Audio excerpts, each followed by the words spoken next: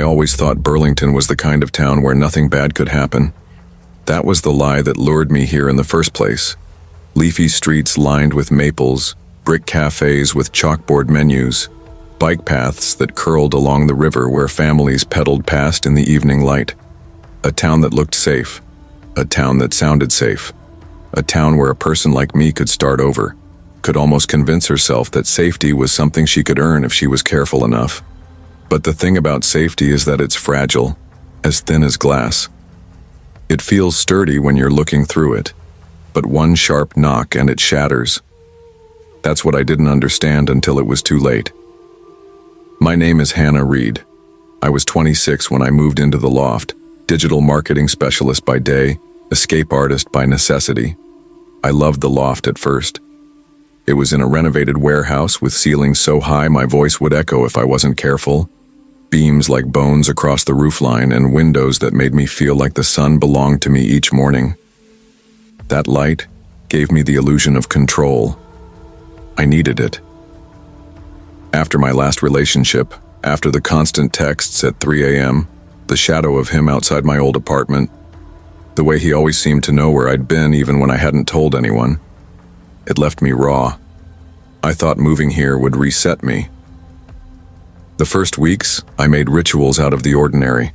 Grocery shopping on Tuesdays, therapy on Thursdays, wine by the window Friday nights, the kind of quiet that comes from putting things in order. I checked my locks 3 times before bed. I noticed every unfamiliar face on the street. I kept my phone charged and in reach. These weren't quirks. They were survival. It started small enough that I could almost laugh at myself for noticing. A flickering light across the street in a window opposite mine. At odd hours, not natural at all. Quick blinks, too intentional. Faulty wiring, I told myself. Then a package outside my loft one evening. Cardboard corners damp from the rain. No label, no address. I opened it. Just packing paper, crumpled and blank. Mistake, I thought. But the next morning, it had been pushed flush against my doorframe, as though someone had touched it, pressed it there. Later, it was gone. The first real break came when I found the note. It was slipped under my loft door, folded with careful precision, my name written across the front in tidy handwriting. Inside the words, "You're predictable, Hannah. Always the same routine." My hands shook as I read it. The paper smelled faintly of cologne. Someone had been watching me, cataloging my life. The Tuesday grocery runs, the Thursday therapy sessions I told no one about, the routes I walked home. All of it laid bare. Not coincidence. Not random. Someone was studying me. That night I called Julia, my best friend. She listened without interruption, her calm voice cutting through my panic. "You need to take this seriously," she said. "Lock everything. Document everything. Change your routines. Don't go through this alone." I followed her advice. I bought motion lights and cheap alarms for the doors. I set up a small camera aimed at the hallway outside. I carried a notebook everywhere, writing down the oddities, the disturbances. I made chalk lines along the windowsills, placed tape at the edge of my doorframe, left little traps so I could know if someone had been inside, and then I knew. The chalk was disturbed, the tape peeled. My mug had shifted on the counter. My mail scattered overnight when I had left it stacked neatly.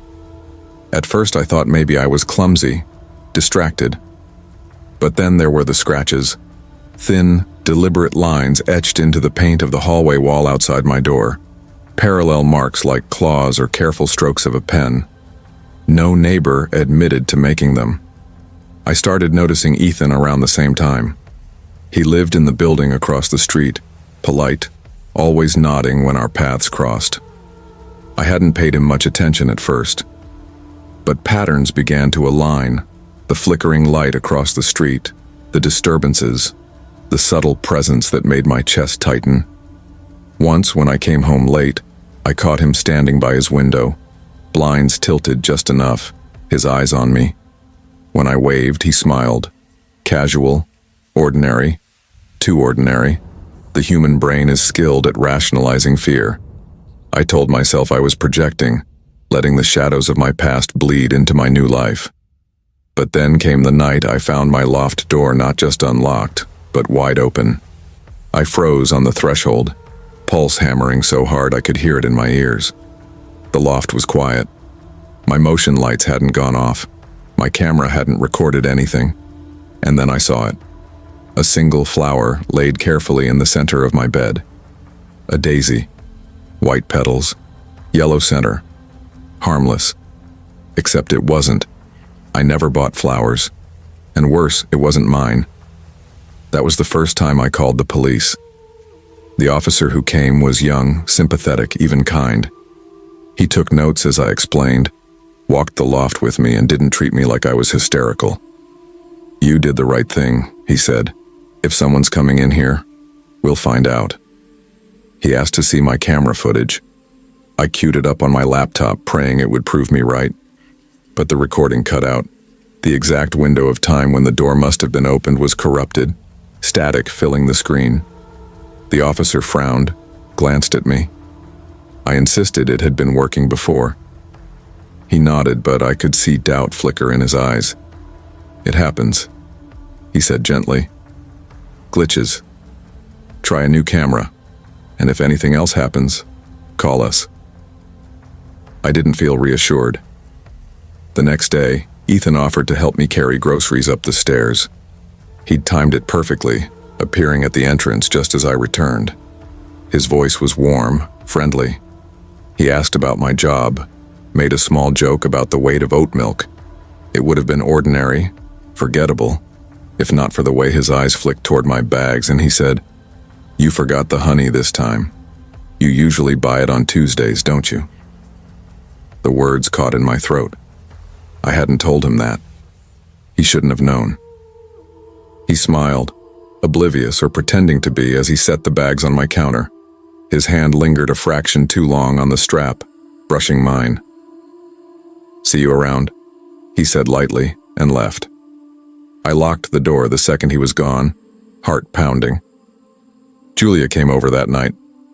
"He's playing with you," she said, her tone serious as she leaned on my counter. "This isn't random. Someone wants you afraid. They don't have to hurt you physically to win. Fear is power." I nodded, but fear was only part of it. There was also doubt, gnawing at me. Was it Ethan? Was it someone else? Was I unraveling? The disturbances escalated.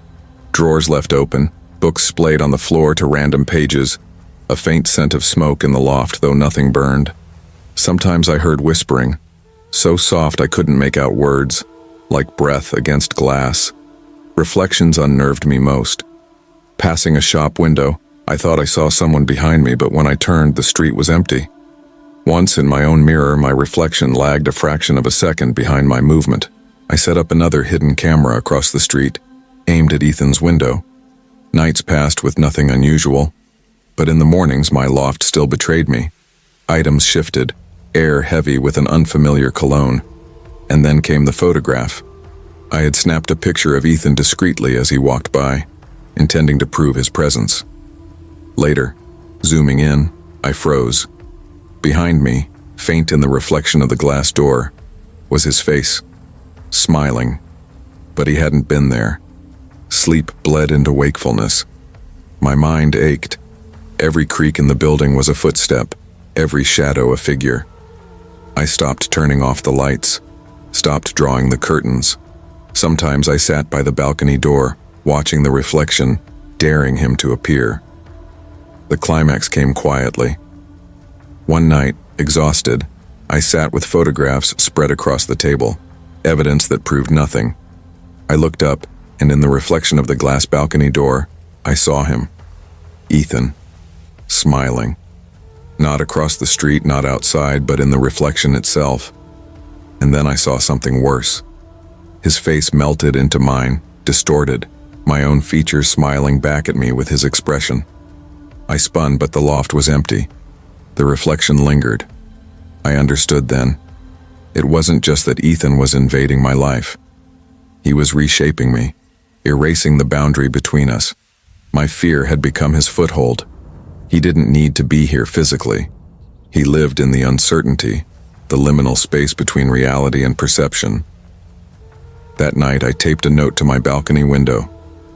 Careful, precise handwriting. The same style as the first note he had left me. It read, "I see you too."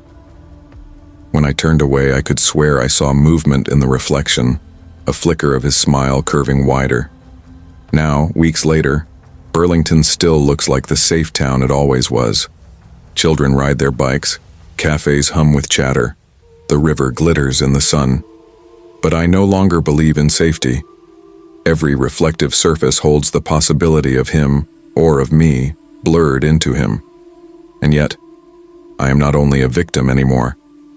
I write in my notebook daily, not just what happens, but what I choose to make happen. I adjust my routines deliberately, not to avoid him, but to draw him out. If fear is his weapon, then vigilance can be mine. I don't know what Ethan is, man, ghost, delusion. But I know this. He wanted me powerless. He wanted me broken. Instead, I have become a participant in the game, and in that silent war between perception and reality, sometimes the smallest shift is enough to change everything. When I pass the balcony door now, I glance at the reflection. Sometimes I see nothing. Sometimes I see him. And sometimes, most disturbingly, I see myself smiling back, the curve of my lips almost unrecognizable. But the difference now is this: I don't look away.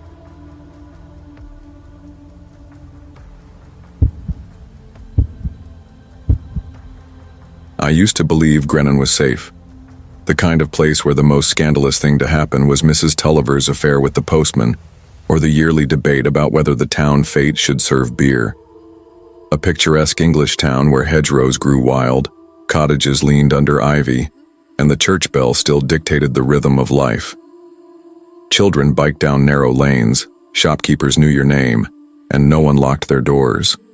But safety is a fragile fiction, a glass dome that shatters with the first stone. Mine shattered when the Prestwoods came to Wexley Lane. And though years have passed, though I've built a life far away, I can't escape what their son left behind. My name is Claire Whitby, and this is the story I cannot stop telling myself because not telling it is worse. I remember the day they moved in. I was 7, too young to notice anything beyond the strangeness of new people in our town. My mother, ever the optimist, baked a lemon drizzle cake, still warm, the glaze sticky in the cling film. She took my hand and marched us down Wexley Lane. I remember her humming, her hair pinned up, her cardigan neat. She knocked 3 times cheerful. Silence. She smiled at me, knocked again. Still nothing. Then I saw it. A curtain twitch.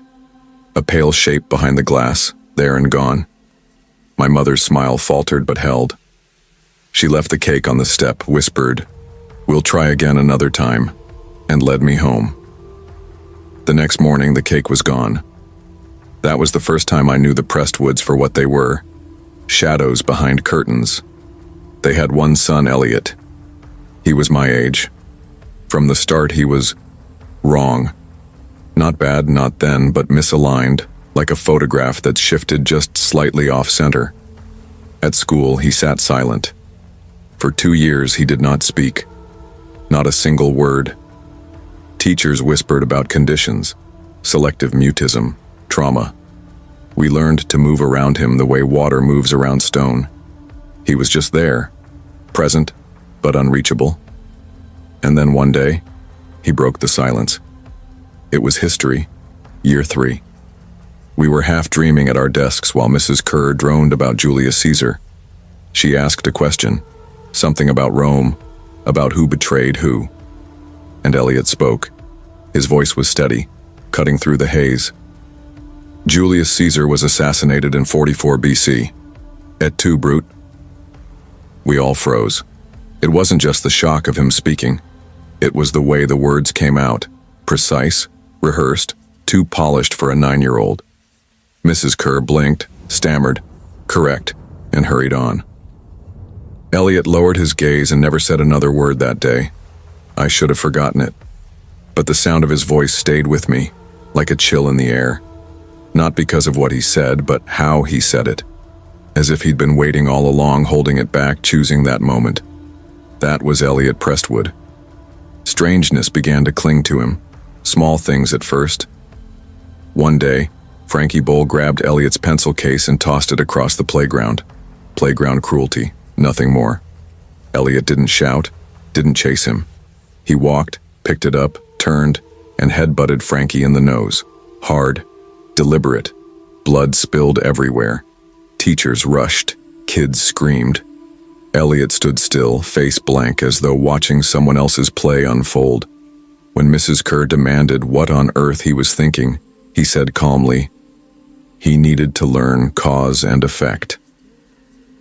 Suspended a week. That was it. A bigger town, a different family, and maybe it would have gone differently.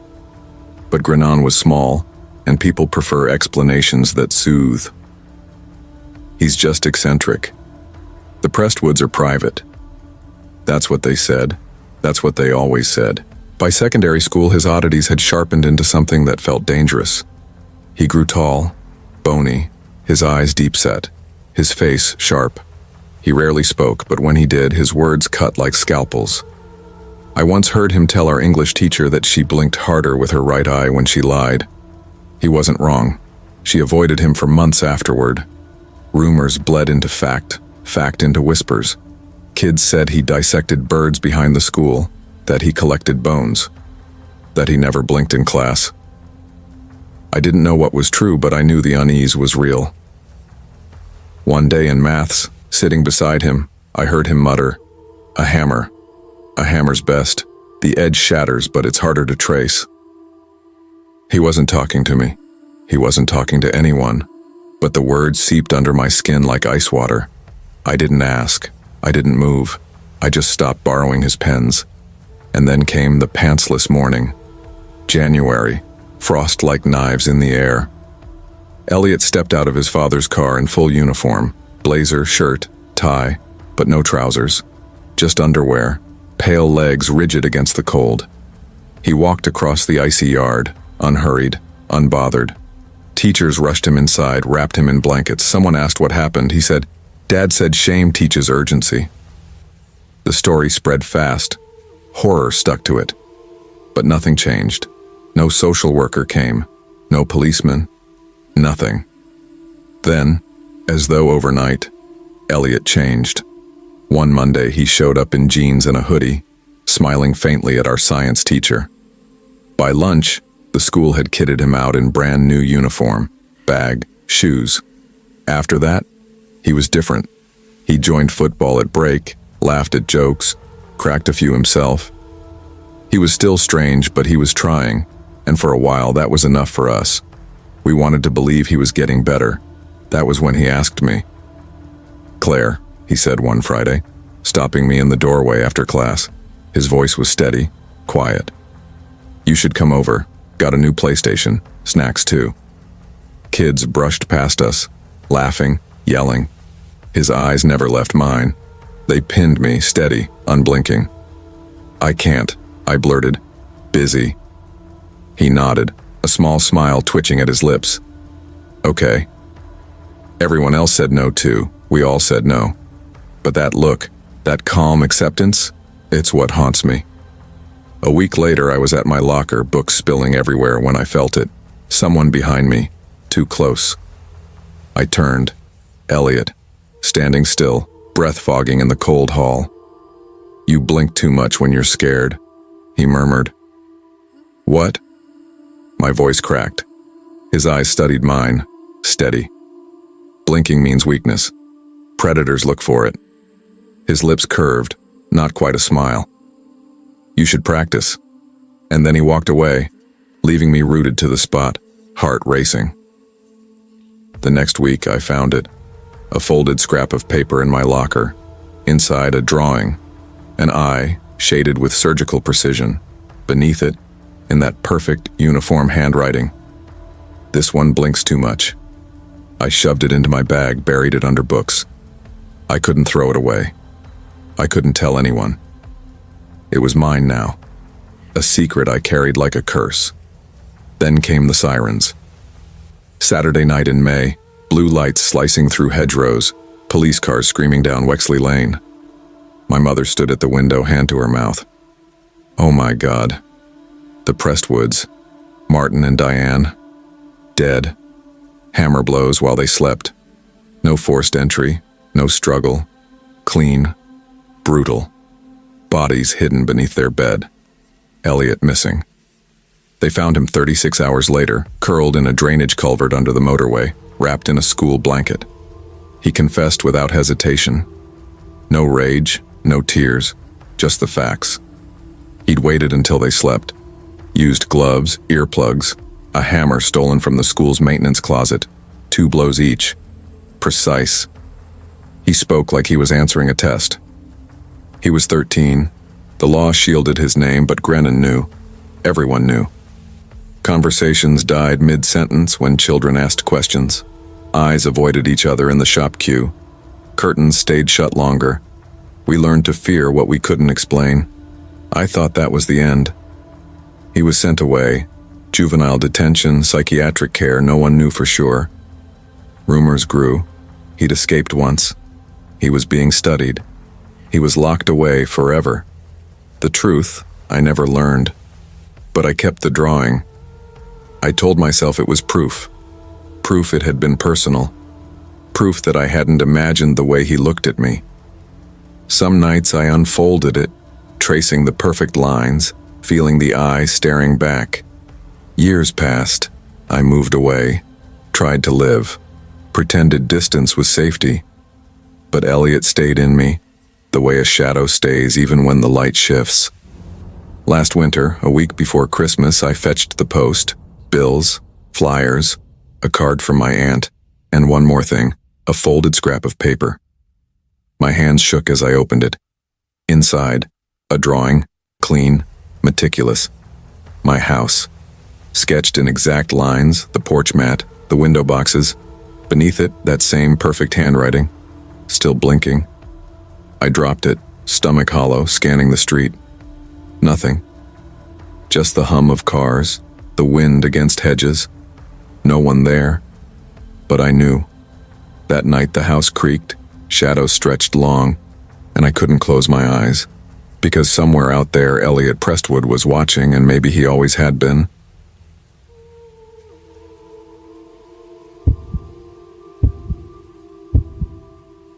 I knew something was wrong the moment I picked up the phone, though I couldn't have said why. Maybe it was the way the rain tapped against my apartment window, relentless and uneven, like impatient fingers on glass. Maybe it was the pause in the voice on the other end, a too long hesitation from my boss before she gave me the name. But even then, I told myself I was being ridiculous. People like me, practical, level-headed, the kind who deal in facts and procedure, don't deal in omens. My name is Marisa Lang, and I've spent most of my 39 years convincing people of what's true and what isn't. Courtrooms were my world, those strange arenas where certainty was manufactured out of contradiction, where lies and truth wore the same skin. And winning often meant little more than who told the most convincing story. I wasn't naive about it. I knew the system. And yet, when the case landed on my desk that Thursday evening, I felt something slip under my ribs, a weight I couldn't shake. The client was Harold Crane, accused of a string of murders so bizarre the tabloids called him the puppeteer.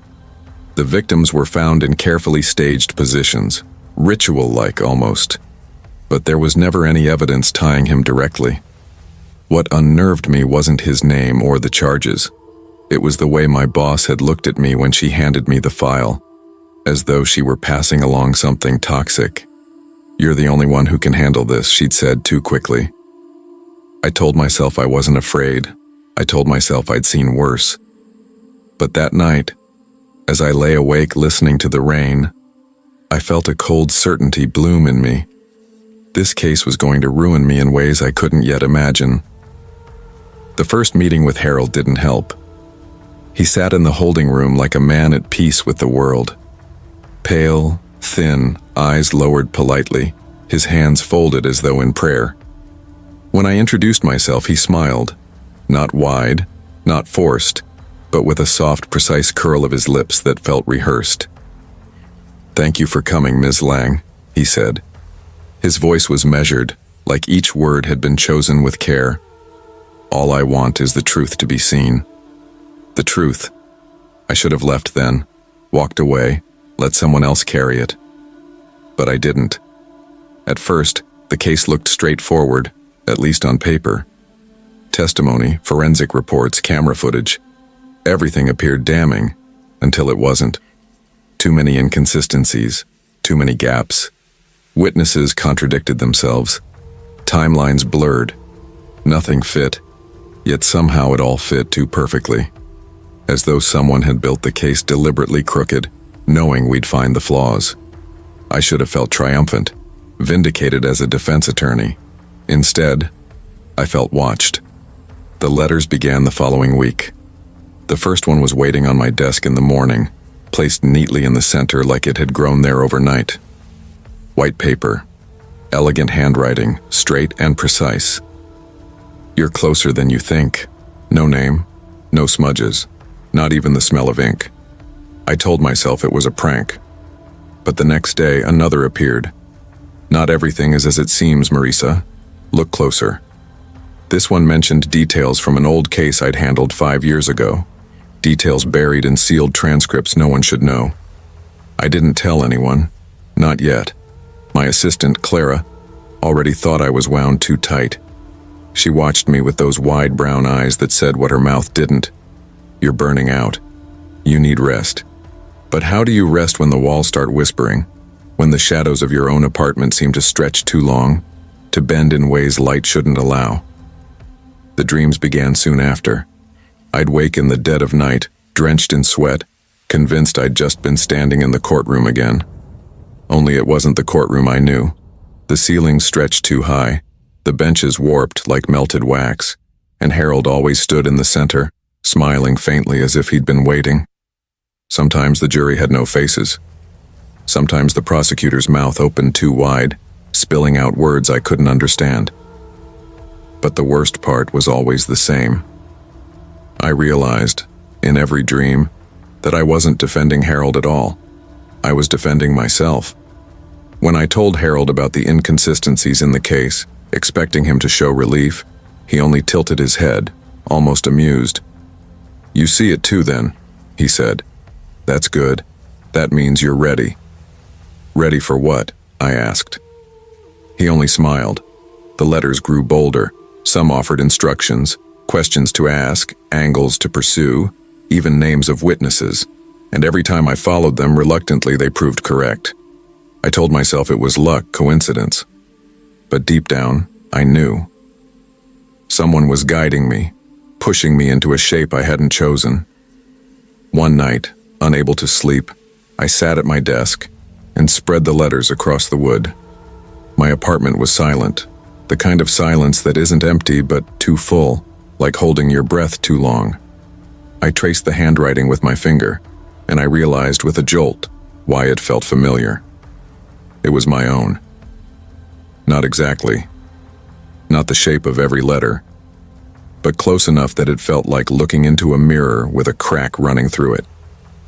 I shoved the papers away and told myself I was overtired. But the next morning, another letter waited on my desk. "This isn't paranoia, Marisa, this is preparation." I stopped showing the case files to Clara. I stopped answering calls from friends. I lived between the courtroom, my office, and my apartment, each place thick with an atmosphere I couldn't name. Even the air felt wrong, too heavy, too still. Harold remained unshaken. In court, he was flawless, calm, polite, a picture of innocence. The jury leaned toward him like flowers toward sunlight, and every time I moved a piece in our defense, he seemed already aware of it, guiding me without words. One evening, after a particularly brutal day in court, I confronted him. "How do you know what I'm going to do before I even do it?" I demanded. He only gave me that faint smile. "Because we've already been here." His words sank into me like cold water. From then on, time felt fractured. Days bled into each other. I'd walk into my office only to find files arranged differently, letters placed where I hadn't left them. I heard footsteps in the hall at night, soft and deliberate, but every time I checked, no one was there. My reflection in the bathroom mirror seemed slower to move, as though it lagged a half-second behind.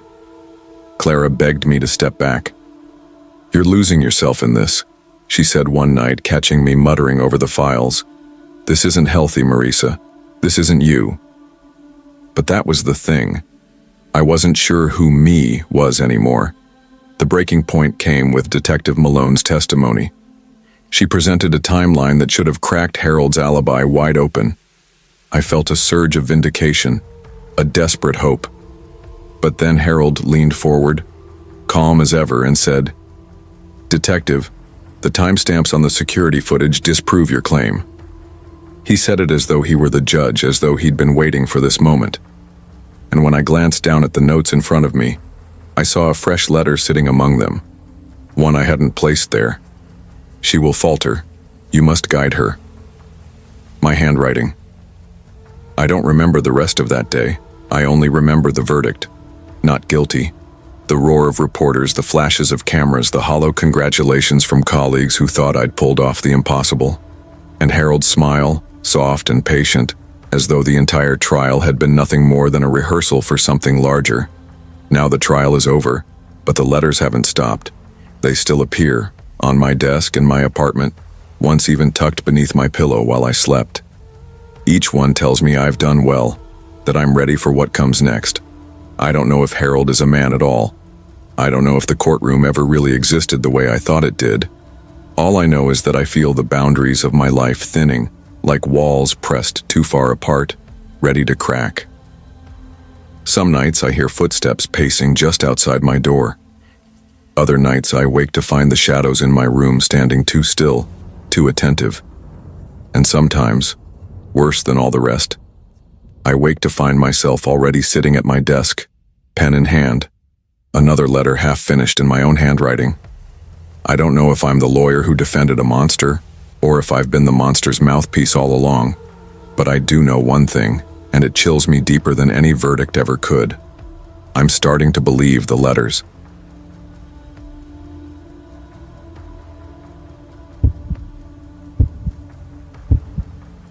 I used to think my mother hated fun. That was the only explanation that made sense to me as a kid, because what else could it be? When you're 11 years old, and the summer air outside your window carries the sound of bicycles rattling down pavement, the laughter of children running through sprinklers, the clatter of a basketball on the cracked street, you don't think about danger or caution or the past. You just think about how unfair it is when you're told you can't be a part of it. And nothing felt crueler than my mother's rules. We lived on Pinefield Terrace, a working-class neighborhood south of Bakersfield, California. Our house was a faded blue box with peeling paint, the kind that stuck under your fingernails if you picked at it. A sagging chain-link fence ran along the perimeter, its metal warped and bent in places where kids climbed over. The air always carried the smell of dust and dog fur and gasoline, and every yard seemed to hold a dog that barked endlessly, like they all knew something they couldn't quite tell us. My mother, Lena Morales, worked 2 jobs. Day shifts at a diner and nights at a warehouse, just to keep us afloat. She had my sister Camilla, at 17, then me 2 years later. My father was never in the picture, and Camilla's father died in a car crash before she was even born. Mom never remarried. She had no one to lean on, just us. And she loved us, I know that now, but as a child I didn't see it. Back then, what I saw was a prison. No playing in the street, no walking to the corner store, no friends over after dark, and sometimes no friends at all. The doors double-locked before sunset, the curtains drawn like we were shielding ourselves from a nuclear blast. She watched everything. Every car that slowed, every neighbor she didn't trust. She would stand at the living room window unmoving, the back of her neck stiff, her hand gripping the curtain. I hated it. I hated her rules, her suspicion, her way of making our home feel like a bunker. If I asked why we couldn't go outside, she'd say, "Because I said so." If I begged, she'd say, because it's not safe. If I pushed harder, her eyes would go glassy, her voice flat, as though the act of answering drained something from her. That's what scared me the most, even if I didn't know it then. That sudden hollowing out, the silence that carried more weight than any yell ever could. It wasn't until much later, after I'd left home, after I'd gone to college and started to see the world beyond our street, that I learned the truth. One summer night on her patio in Stockton, in a new duplex far from where we grew up, my mother told me everything. She told me why she kept us inside, why she double-locked the doors, why her eyes always drifted toward the house down the street, the house one lot over, just beyond the weeds and rusted cans. When I was little, Camilla and I called it the night house. It was squat and ugly, a tan rectangle with foil pressed tight against its windows, so no light ever spilled out. The garage door never opened. Cars would idle in its driveway at odd hours, sometimes for minutes, sometimes for hours. People went in and out but never stayed long. At night, headlights swept across our ceiling. Voices carried sharp and jagged through the walls of our thin house. Laughter that broke into shouts, shouts that cracked into screams, then silence. I heard glass breaking more than once. I heard something that might have been a gunshot. To me, it was all just noise, the strange soundtrack of Pinefield Terrace. Camilla and I used to dare each other to peek through the blinds, whispering that maybe the people inside were vampires or witches or government spies. We thought we were clever, but my mother never laughed at those games. She'd hear us and grow pale, press her lips together, and tell us never to joke about that house again. Years later, she told me why. We were sitting in folding chairs on the back patio of her duplex. The air smelled of jasmine from the neighbor's garden, and the distant sound of freeway traffic hummed like an endless tide. I had just finished telling her how much lighter life felt away from Pinefield Terrace, how I hadn't realized the weight I carried as a child, until it lifted. She grew quiet. She tapped her cigarette on the edge of the chair. Finally, she whispered, "I don't know if I did the right thing. Keeping you girls locked inside. Maybe I made you hate me." I looked at her differently then, for the first time. The lines in her face, the raw edge in her voice. She wasn't hard, wasn't cruel. She was scared. Still scared. "What was the risk?" I asked. She looked at me for a long time, then said, "Do you remember the Flores house? The night house?" "Yeah," I said. "Of course." She didn't laugh. Her face darkened. "That wasn't just some drug house, mija. That was worse. Much worse." Her voice was steady, but her hands trembled on her knees. She told me about the night she saw two men dragging a girl out the back door. The girl was barely conscious, her head lolling, her feet scraping the dirt. She wore pink sneakers. That was the detail my mother couldn't shake. The flash of pink rubber soles kicking weakly, then going still. "They lured girls in," she said. "Young girls, sometimes even younger than Camilla. They got them high, meth mostly. Then they trapped them. Pictures, videos, blackmail. You want your parents to see this? You want us to call the cops and tell them you're a dealer?" They had a system. Once a girl was in, she couldn't get out. I wanted to stop her. I wanted to cover my ears. But she kept going. They tried to get Camilla once. She was 12. Came home from school with a note. "Come hang out with us tonight. We've got pizza, trampoline." I tore it up right in front of her. Told her never to talk to anyone from that house again. That's when I started locking the doors. Watching. Waiting. I couldn't let them see us slip. She paused, then leaned forward. But they knew. They always knew. Men from that house would stop me when I came home from work. They'd say, "You think you're better than us? Keep watching, see what happens. Next time you peek through the blinds, it might be the last thing you see." Once I found a dead cat on our porch. Its throat slit, something carved into its fur. I threw it in a bag and burned it before you girls could see. Her voice faltered for the first time. She told me she tried calling the police once, but they didn't go inside. They slowed their cruiser, took a note, drove away. A week later, our car was keyed, the word rat spray painted across the fence. I never called again, she said. I couldn't. I couldn't afford to move. I couldn't afford to send you somewhere safer. All I could do was keep you inside. I sat there stunned, the night air pressing heavy on my chest. She told me how the house was finally raided years later. I was in college by then, Camilla in high school. It happened at 4 a.m, helicopters, flashbangs, floodlights turning the whole block into a theater of chaos. They dragged people out in handcuffs, found weapons, drugs, money. But that wasn't all. In the garage, my mother whispered, they found an altar, bones, blood, candles, pictures, offerings to Santa Muerte. I used to hear them at night chanting, roosters screaming, goats. Sometimes I thought I heard something worse. Something human. I didn't ask what she meant. I didn't want to know. She leaned back, exhaled smoke, and said, "Don't ever go back there." 6 months later, the house was bulldozed, the lot left bare. Nothing but dirt, broken glass, weeds. But the memory didn't fade. Not for her. Not for me. Because now, years later, I dream of it. I dream of pink sneakers kicking in the dark.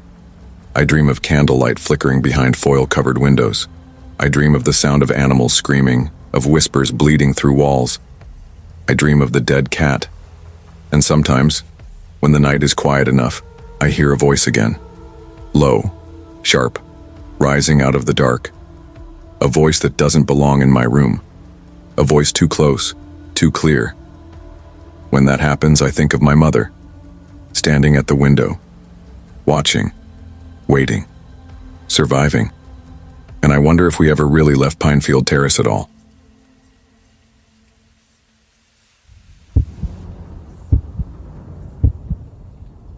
I used to think of my apartment in college as a kind of sanctuary, the one place I could retreat to when the weight of classes, deadlines, and the chaotic noise of campus life grew too heavy. 4 thin walls, a sagging couch, a warped front door that never quite fit the frame, but it was mine, ours. By senior year, it was the center of my entire world. Hartley University had been overflowing with students that year, and the school converted old staff housing into student apartments. Cedar Hall, they called it, though the name sounded far too dignified for a building that creaked like an old ship and smelled faintly of mildew after rain. I thought I'd lucked out when I got placed there, at least halfway. My roommate Nora was more than just good company. She was family by then. We'd been paired by chance our sophomore year, and what should have been a coin flip ended up feeling like fate. By the time senior year arrived, she and I had lived together in Florence for a summer, road tripped through Arizona, and even made it out of spring break trips alive. We understood each other's rhythms. I overthought. She steadied. She grew quiet. I filled the silence.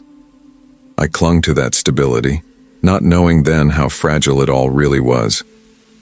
Our suite mates were less balanced. Tessa was fine. Quiet, gentle, a little artsy, like she was always carrying paint on her skin you couldn't quite see. Lydia, on the other hand, was a storm made human. Loud, careless, constantly pushing limits just to feel something. She came with men, different ones each week, and with Damon, her boyfriend, a campus security officer whose presence could sour a room. Damon was the kind of man who believed his badge was a personality. He carried his service weapon even off duty, the handle bulging from his hip like a dare. The night I met him, he shook my hand with a grip too tight and looked at me just a second too long. Every instinct told me, do not trust him. It was mid-March, the air buzzing with midterm exhaustion. That Friday night was St. Patrick's Day, and campus had been transformed into a carnival of noise. Food trucks, live music, students stumbling in shamrock sunglasses. Our windows rattled with the thump of distant bass. Nora and I opted out. We ordered takeout, dragged our blankets onto the couch, and lost ourselves in a marathon of friends. For a while, it felt safe. the glow of the TV soft against the piles of textbooks, and the hum of laughter cushioning us against the chaos outside. Then came the pounding. Not a knock, a pounding. It was heavy, steady, the rhythm almost deliberate. Boom, boom, boom. Each strike reverberated through the thin walls, through the warped floorboards, until I felt it in my chest.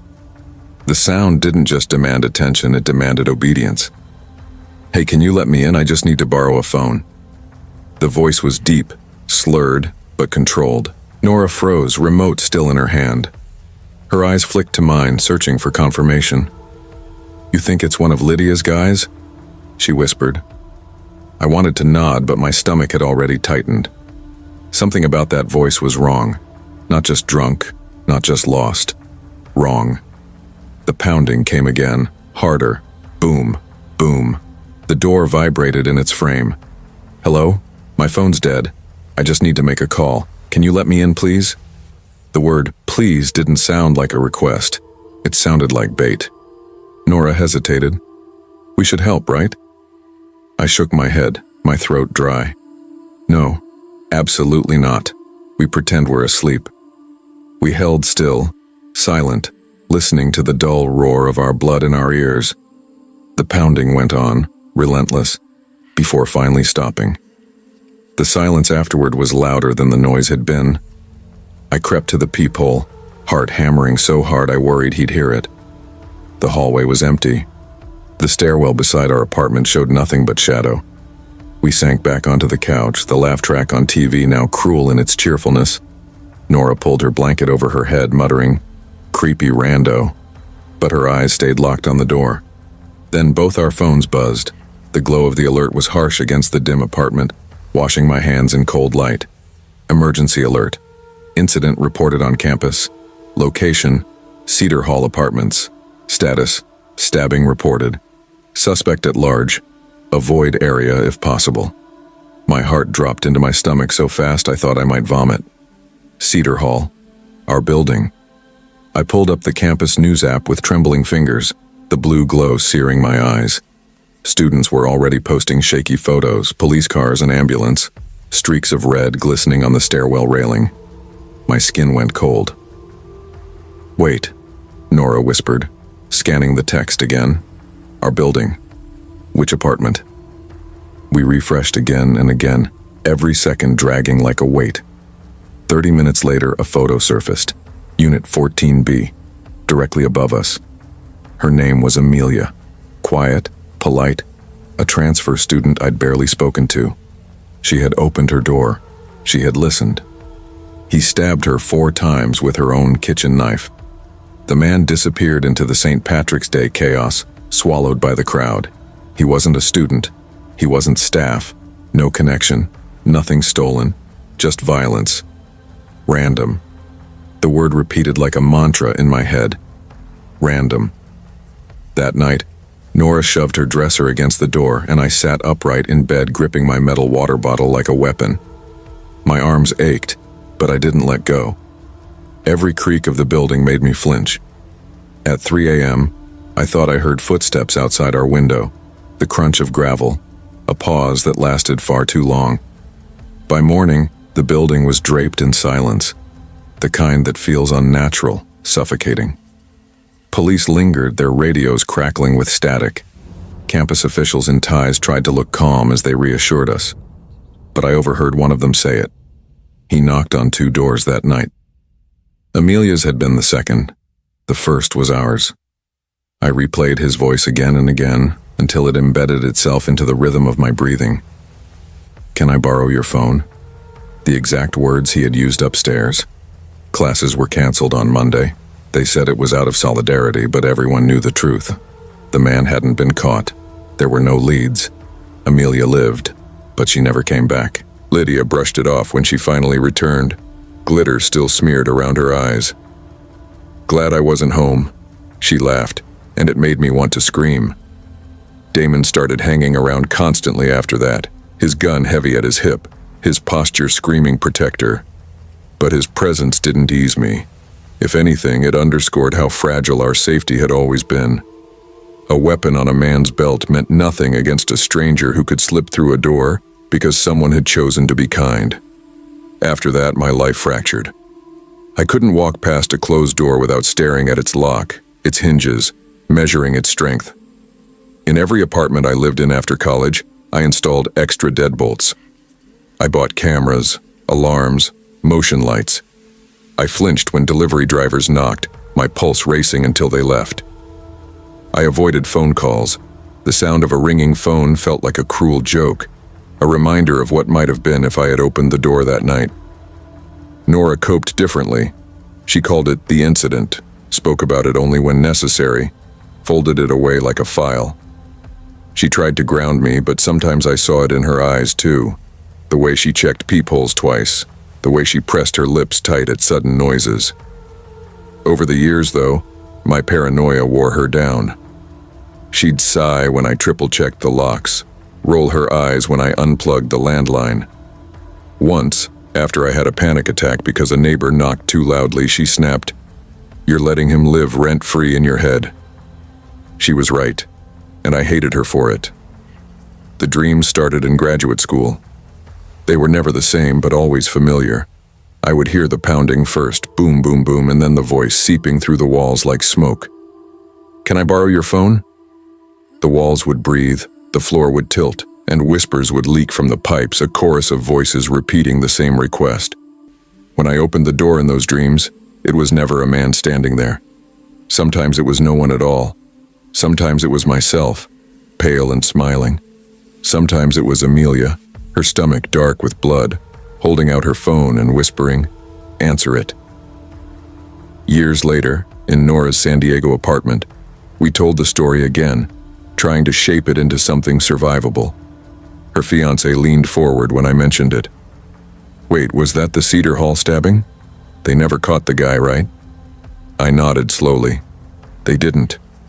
He shook his head, his voice low. "That's insane. Makes you wonder where he went. What else he's done since." The words lodged deep in me, reopening a wound that never fully closed. That night, I stayed over at Nora's. She and her fiancé fell asleep easily, but I couldn't. I sat awake in the guest room, rain rattling the windows, the hum of the refrigerator the only sound. Vulnerable, alone in a new place. Then I heard it. Boom, boom, boom. The same rhythm, the same cadence.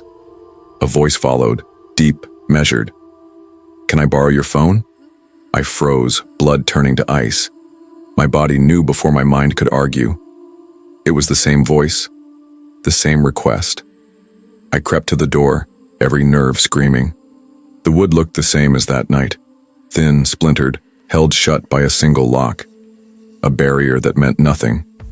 My breath fogged the peephole as I leaned in. The hallway was empty, but the knocking came again, patient, steady, waiting. And I knew, with a certainty that hollowed me out, that one night, whether tomorrow or years from now, I would answer. And when I did, he would be there.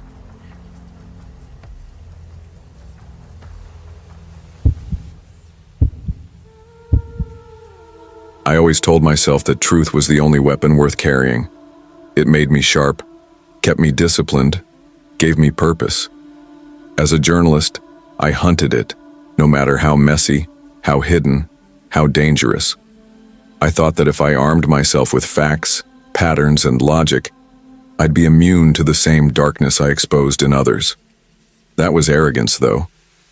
What I didn't understand, what I couldn't have understood, is that truth doesn't just protect, it invades, it consumes.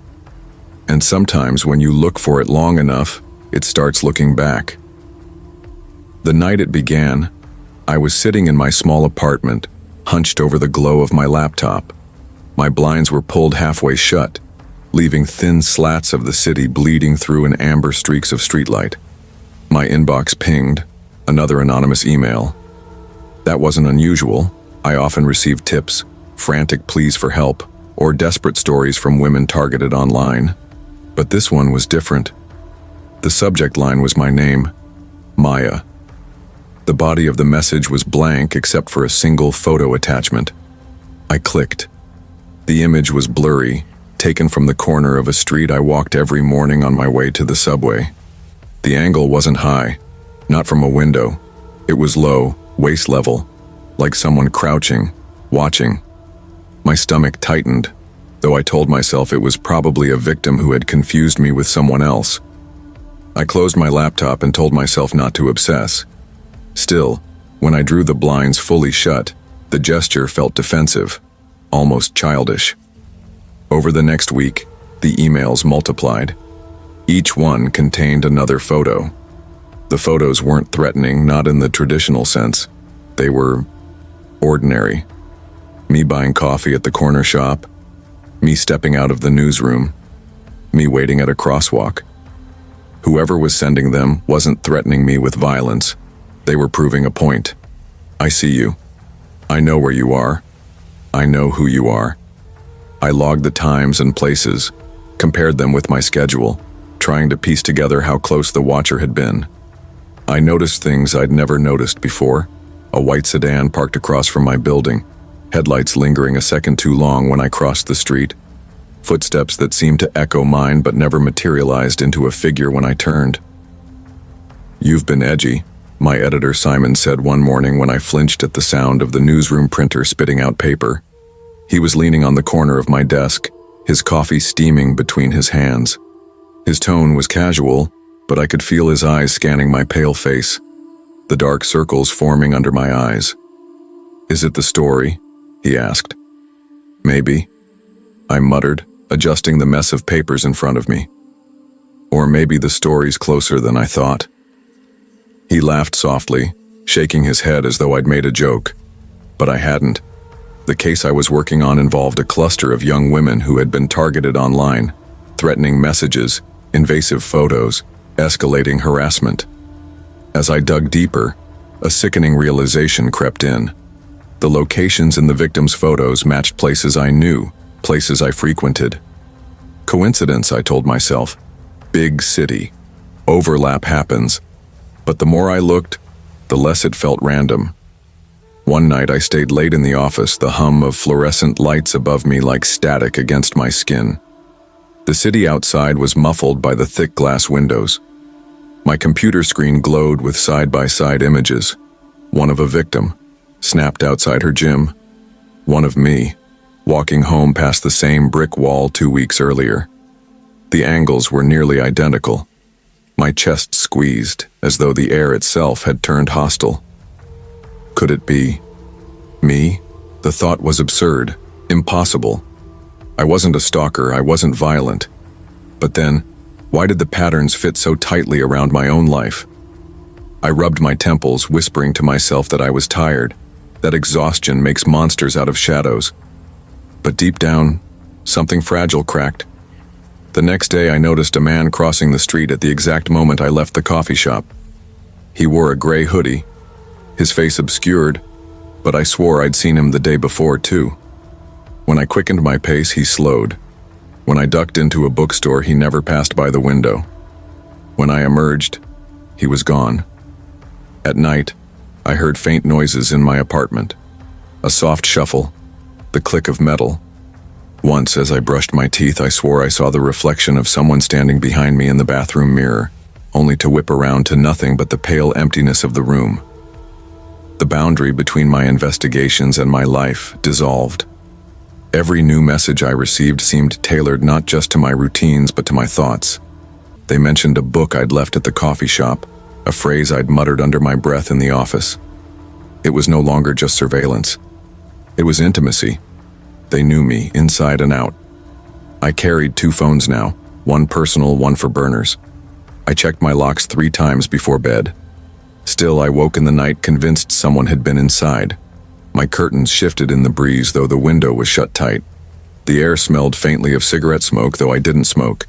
I began doubting my senses, writing down every detail to prove to myself that I hadn't imagined it. The breaking point came when I compared timestamps from the harassment cases to my own notes. One image of a victim, taken at 7:14 p.m. outside a bar, lined up perfectly with my own location that evening. Worse, The angle of the shot matched the table where I had sat. My throat closed, a ringing filled my ears. Had I taken that photo? No, I told myself. I couldn't have. But the certainty was no longer there. Fragments of memory surfaced, memories I'd buried so deep I didn't recognize them at first. Being 16, obsessed with a classmate, following her home more than once. The rush of control, the secrecy. I had convinced myself it was harmless curiosity. But maybe it hadn't been harmless at all. Maybe it had never gone away. I stopped eating. Stopped sleeping. My apartment became a cave of drawn blinds and empty cups. I avoided mirrors, terrified of catching a glimpse of myself in the background of photos I hadn't taken. Notes appeared on my desk in handwriting I didn't recognize, but when I studied them, I couldn't deny the resemblance to my own. Don't go out tonight, he'll be there. You know who you are. One night, desperate for clarity, I retraced my routine, walking the same path from my apartment to the subway. The city was hushed, fog clinging low against the pavement. Every corner I turned seemed to fold back onto itself, the same lampposts, the same trash bins, as though I were caught in a loop. I felt eyes on me, but when I spun around, there was no one. Yet the moment I turned forward again, a shadow slipped just out of sight. I began whispering to myself, convincing myself I was real, that my feet were on solid ground, that the world wasn't unraveling. But the whispers began to sound foreign, not my voice at all. I covered my ears, but the words pressed on inside my skull. Hunter and hunted, victim and perpetrator, observer and observed. That night, I found myself at my desk staring at my laptop. My inbox was open. A draft email glowed on the screen, written but unsent. It was addressed to one of the victims. The words inside were cruel, taunting, laced with intimate details of her life. My hands trembled as I scrolled, but the cursor blinked patiently at the end of the message. My fingerprints were on the keys. The realization tore through me with cold precision. It wasn't them, it was me, or at least part of me, a part I had walled off, disowned, denied until it manifested in shadows and reflections, in messages I didn't remember writing, in photos I didn't remember taking. My dissociation had created a ghost of me, one I couldn't control, one that slipped between reality and imagination like smoke through a keyhole. I tried to confess once, to Simon, stumbling into his office pale and shaking, but when I opened my mouth, the words tangled, broke apart, lost coherence. I couldn't tell him. I couldn't tell anyone, because even as I tried to explain, another voice whispered within me, cold and certain, "Don't betray me. Don't expose us." Now I moved through the city like a fugitive in my own skin. Every reflection could be me, or the other me. Every stranger's face could hide recognition. I leave myself notes I don't remember writing. I wake with dirt on my shoes, and no memory of leaving my apartment. The truth I spent my career chasing has consumed me. I am both victim and perpetrator, both haunted and haunting. And the worst part?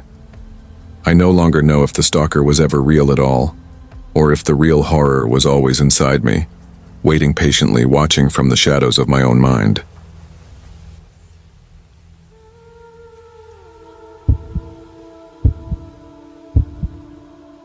I had always been careful, maybe too careful, but careful was the line between living and vanishing.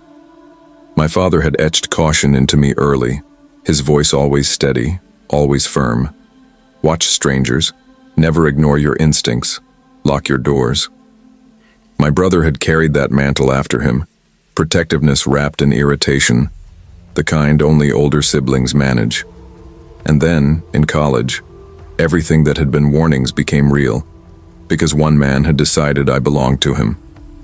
The aftermath of those years calcified into habits I never broke.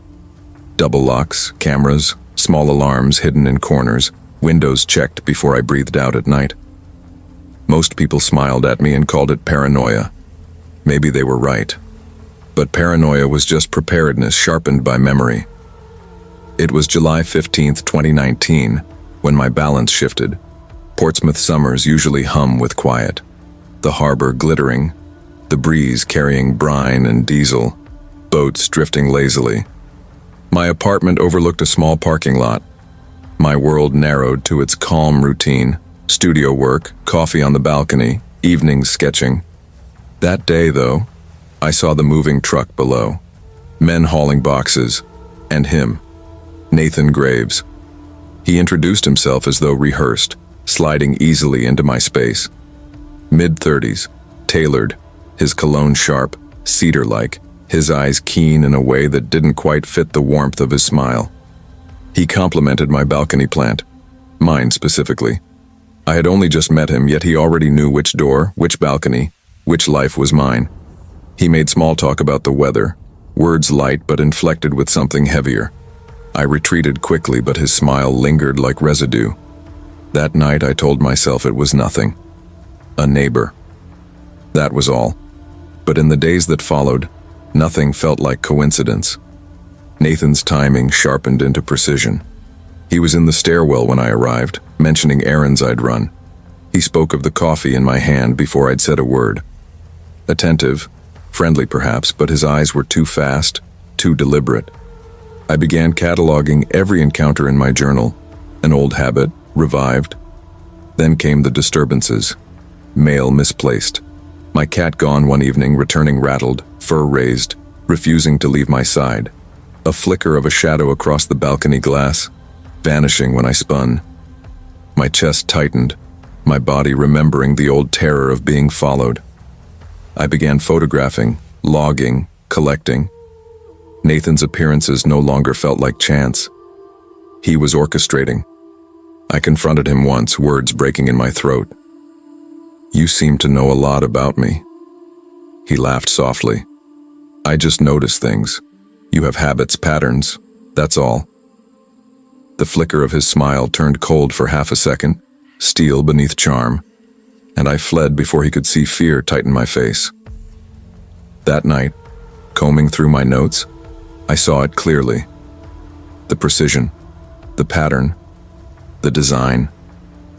My isolation thickened when I reached out for reassurance. Mrs. Harrow, the building manager, frowned at me kindly when I asked about Nathan. "Oh, Nathan?" she said, shaking her head. "He's been a blessing already. Helped carry groceries for old Mr. Jacobs last week. Checked on my plumbing leak. He's polite, maybe a little intense, but harmless. You shouldn't let your imagination run away, dear." Her words landed like ice. Harmless, polite, helpful. To everyone else, Nathan was kindness personified. I walked away, smiling weakly, but inside a heavier loneliness formed. If something happened, no one would believe me. Then came the package. A cardboard box, neatly taped, sitting on my doorstep one afternoon when I returned from work. No return label, no shipping marks, just my name in block letters. My stomach sank before I touched it. Inside was tissue paper, white, folded carefully around one thing. A photograph of me.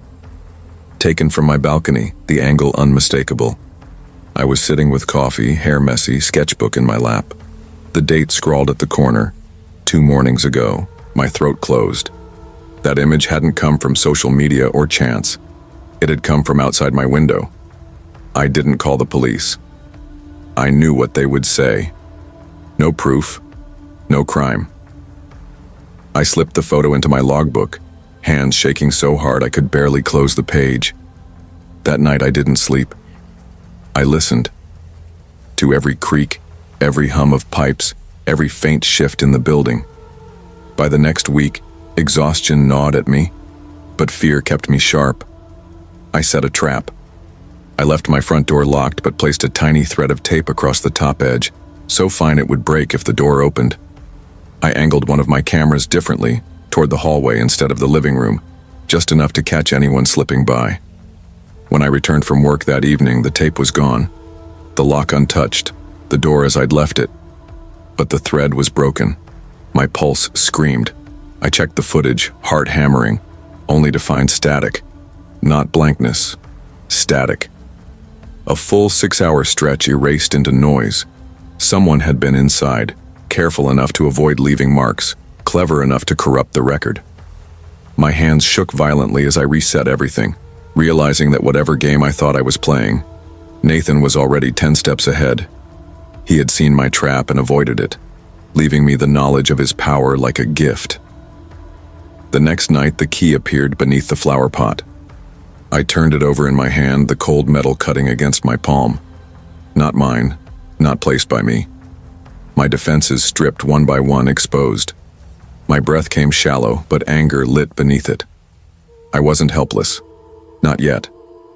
At 2 a.m., the tapping on the glass pulled me upright. Nathan stood across the way, his face faint in the reflected glow, smiling. Not a neighbor's smile, not casual. A smile of ownership, patient, deliberate. I dialed 911, my words stumbling. By the time the police came, he was gone, shadows swallowing him whole. No evidence, no crime, sympathy without belief. The unraveling accelerated. Friends asked if I was okay. My brother begged me to stay with him for a while, but I couldn't. Work anchored me. Routine kept me steady. Except routine no longer existed. Every space felt infiltrated. Every moment thickened with doubt. I began packing, slowly, deliberately. Escape became the only way forward. On my final night, I sat among boxes, the storm of my fear pressing in. I checked my logs one last time, flipping past photographs, notes, evidence. Proof of a pattern, proof of invasion, proof no one else would accept. The train the next morning was crowded, hot with diesel, voices rising around me in blur. Relief trembled in me as the town slipped away behind glass. But then I looked down at my bag. At the zipper, I knew I'd closed. It gaped open now. My throat constricted as I reached inside. My fingers brushed something smooth, something foreign. I pulled it out slowly. My balcony plant's ceramic saucer, chipped at the corner, soil still clinging. I hadn't packed it, I hadn't touched it, I froze. The clatter of the train dimming into silence. That saucer had been on my balcony yesterday. Now it was here, in my bag, dirt sifting into my lap. The passengers around me spoke, laughed, shifted, oblivious. And across the street as the train slid past, he stood. Nathan. Smiling. Waiting. His eyes locked with mine, as though he had placed the object there himself. As though distance meant nothing. There was no more ambiguity. He had been inside. He had touched everything. And he was still here, still ahead, still watching. Whether he was man or something else entirely, I couldn't know. But he was real, and he wasn't finished.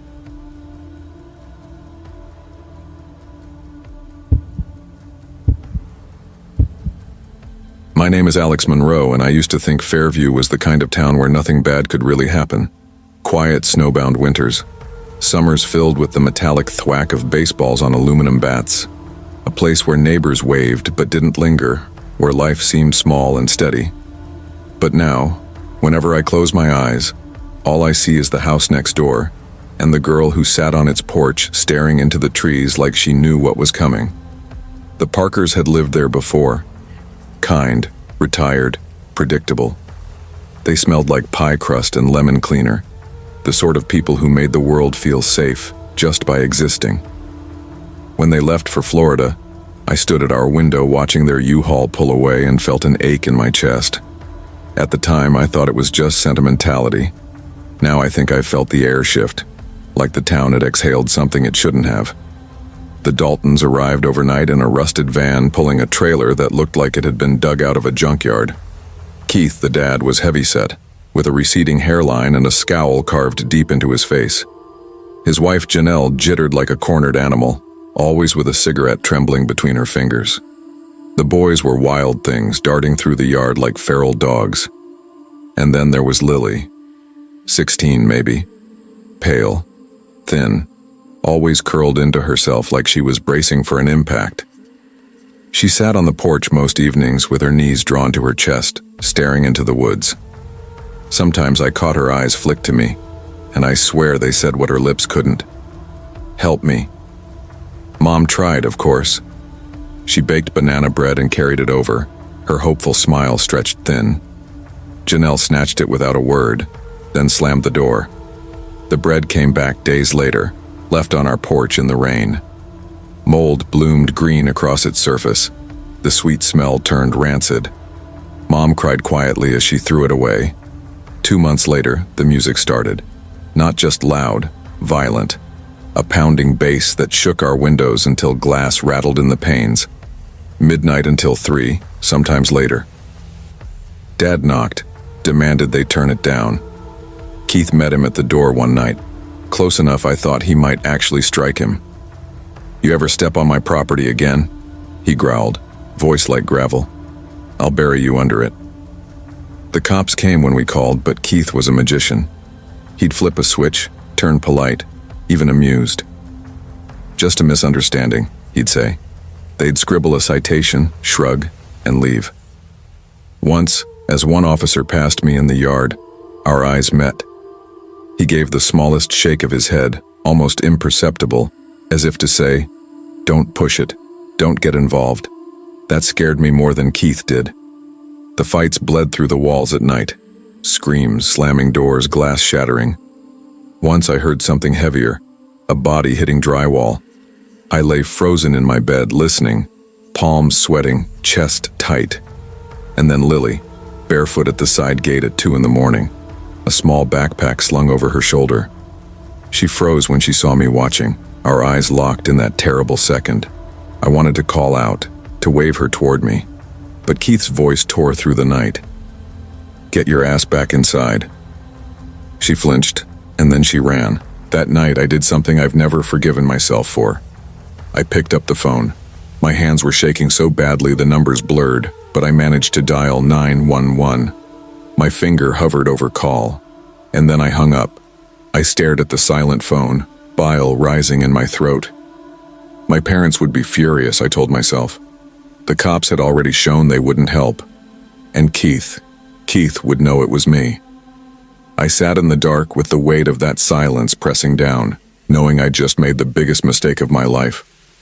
Then, as suddenly as it had begun, the house went quiet.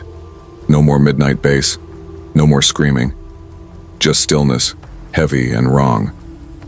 The boys still played in the yard. Janelle smoked, eyes hollow.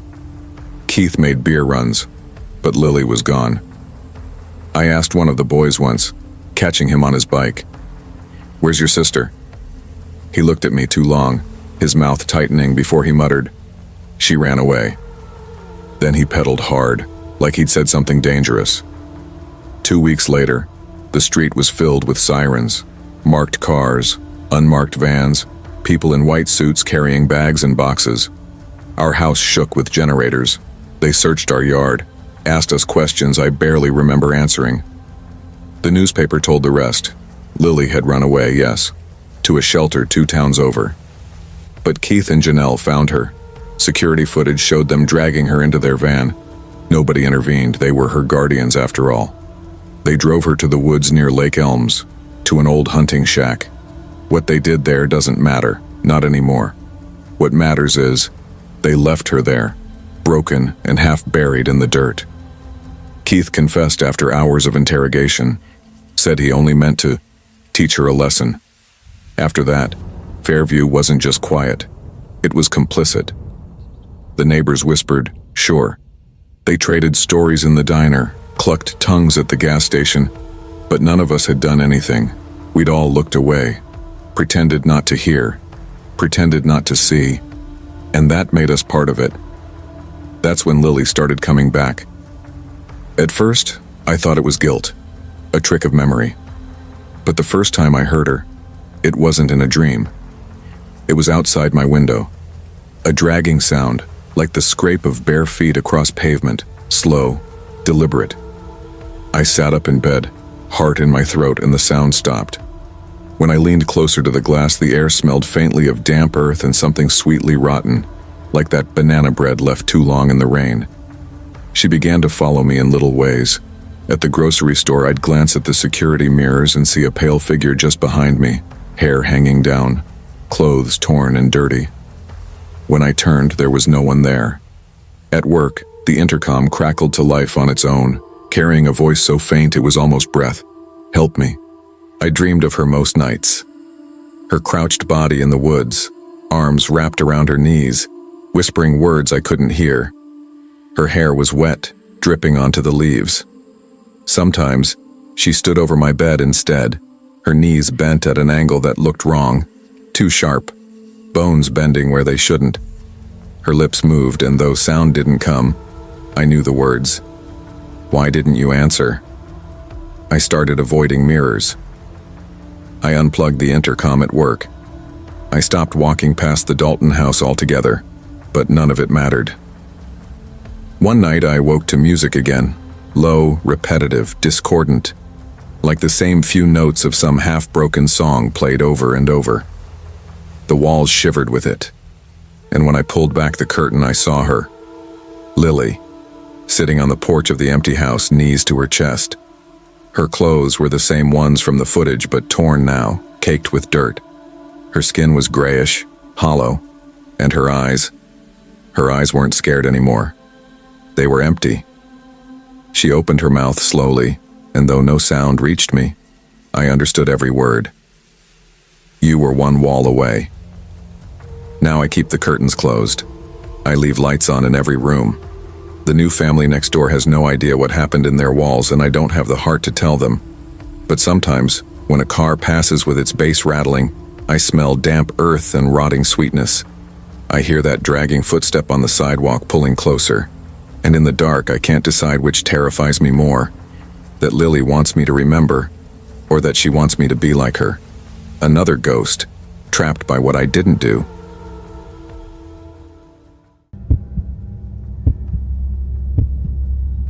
I used to think I knew what fear was. I had seen enough horror movies to recognize the standard tropes, the monsters, the jump scares, the haunted houses. But nothing, absolutely nothing, could have prepared me for the creeping dread that began in that old office building. It wasn't until I felt it deep in my bones that I understood how far fear could sink into your soul. I'm Rachel McKenna, Sarson, an underpaid receptionist at Harrow & Clark Law Firm on 10th Avenue, Manhattan, New York. The building was ancient, creaky floors, dim lighting, and that unmistakable smell of old books and stale air. I hated how quiet it was after hours. The way the hallway stretched empty and cold, a never-ending corridor that seemed to mock me with its silence. I had always been the one to stay late, working overtime because I needed the extra pay. My boss, Mr. Harrow, barely noticed me except when he needed someone to take care of small tasks, phone calls, filing papers, answering emails. But that silence, it was different now. It was suffocating. It felt like it wasn't just the absence of sound, but a presence. Something watching, waiting. Maybe it was the isolation that came with the hours I kept. Or maybe I was just imagining it. But the empty halls seemed to hold something in them. Something that didn't want to be seen. At first it was little things. The way the lights flickered just once or twice when I was working late into the evening. I shrugged it off as the building's age, but each time it happened I felt my skin prickle. Then the elevator, which usually moved up and down like clockwork, began skipping floors, stopping on the 4th floor, the one where we kept the old case files. I thought nothing of it. Maybe the mechanics needed an adjustment, right? But then there were the noises, faint, almost imperceptible at first. Footsteps in the hall outside my office. I would stop typing, my fingers hovering above the keyboard, straining to listen. The sound would fade as quickly as it came, and I would tell myself that it was nothing. Just someone walking by, someone from the accounting department maybe, or maintenance. The next time, though, I would catch a glimpse of a shadow, moving just outside the window, disappearing when I tried to focus on it. I convinced myself it was just the reflection of a passing car, but something inside me wasn't so sure. The worst night came a week later. It was late, around midnight. The office had cleared out hours ago, and I was alone, as usual. The hum of the air conditioner was the only sound besides my typing. My eyes burned from staring at the screen too long, but I couldn't bring myself to stop working. I had bills to pay, and overtime meant more than just comfort. And then my phone buzzed. The message was from an unknown number, an unrecognizable area code. It was brief. I'm inside. My heart stopped. I didn't know who it was. I didn't know how they knew I was in the building. My hands trembled as I checked the security cameras on the monitor. The images were grainy and distorted, but nothing seemed out of place. The halls were empty, the stairwells dark, a deep breath. I grabbed my purse, telling myself it was nothing. I had probably just been overworking, but as I stood up, I heard the soft sound of footsteps behind me so close that it made the hairs on the back of my neck stand up. My heart hammered in my chest and my mouth went dry. I turned around, half expecting to see someone standing there, but no one was. The office was empty, or so it seemed. I tried to go back to work, but then I heard it again. Footsteps. This time they were closer. Right outside the door, I froze. My hand hovered over the door handle, my breath shallow. I couldn't move. I wanted to scream, but I couldn't. My mouth was dry, my body frozen. Then, without warning, the door opened. Standing in the doorway was a man, tall, scruffy, with hollow eyes and a faint, unsettling smile. He looked like someone who had walked out of a nightmare. His clothes were wrinkled and his hair was unkempt, but it was the eyes that caught me, those dark, empty eyes. They felt like they could see right through me. He wasn't just looking at me. He was looking at everything. Like I didn't matter. "I thought I'd finally get to see you in person, Rachel," he said, his voice too smooth, too calm. He stepped closer and I could smell the sourness of his sweat, the stale tang of cigarettes. The next few moments are a blur. Panic, screams, adrenaline. I ran. I don't remember exactly how, but somehow I made it to the stairs, my breath ragged in my chest. The echo of his footsteps chasing me up each floor. He didn't follow, though. I could hear him, but he stayed behind. I stumbled into the street, the neon lights of the city almost blinding in the chaos of my mind. My heart was still racing and the air felt colder than it should have. It wasn't until I looked back at the building that I realized he had been waiting for me to escape. Watching me, making sure I'd run. The police never found him. I was shaken, but they told me there was no evidence of an intruder, just an overactive imagination. But I know the truth now. I know that sometimes when you look over your shoulder, it's not the shadows you're afraid of. It's the person who's already too close to you, hiding in plain sight. And even now, months later, I sometimes see him, lurking in the reflections of glass windows, watching me from the corner of my eye, just waiting to remind me that the real terror isn't the monsters we can't see. It's the ones we let slip past us without noticing. I can't escape him. I'm never really alone. Months passed after that night, but the fear didn't fade. It followed me, clinging to my skin like a second layer. I couldn't breathe without thinking of him. I couldn't sleep without hearing his voice in my head, reminding me that he was out there waiting, watching, just waiting for me to slip up again. I tried everything to block it out, working longer hours, keeping my phone off, avoiding the places I knew he might be. But the silence never felt safe anymore. It started with the phone calls. The first one came 2 weeks after I'd returned to work. "Unknown number," I answered without thinking. "Rachel," he said, his voice smooth and calculated. Just as I remembered. "You've been keeping yourself busy." "I like that. You're getting better at hiding from me." My blood ran cold. My fingers trembled around the phone. I couldn't speak. "You can't hide forever," he continued. "I'm not far." "I'm never far." I hung up, but the shaking in my hands didn't stop. I tried to block the number, but he kept calling from new ones. It didn't matter how many times I changed my number, or how many new barriers I set up between us. He always found a way.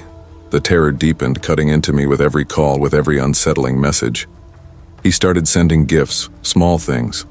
Flowers wrapped in dull brown paper, a single red rose, a note attached. "You're getting more beautiful, Rachel." Every single one made my stomach twist. Every time I received one, I felt a little more like I was losing control. One night, as I sat at my desk, my fingers hovering over my phone, I saw him again.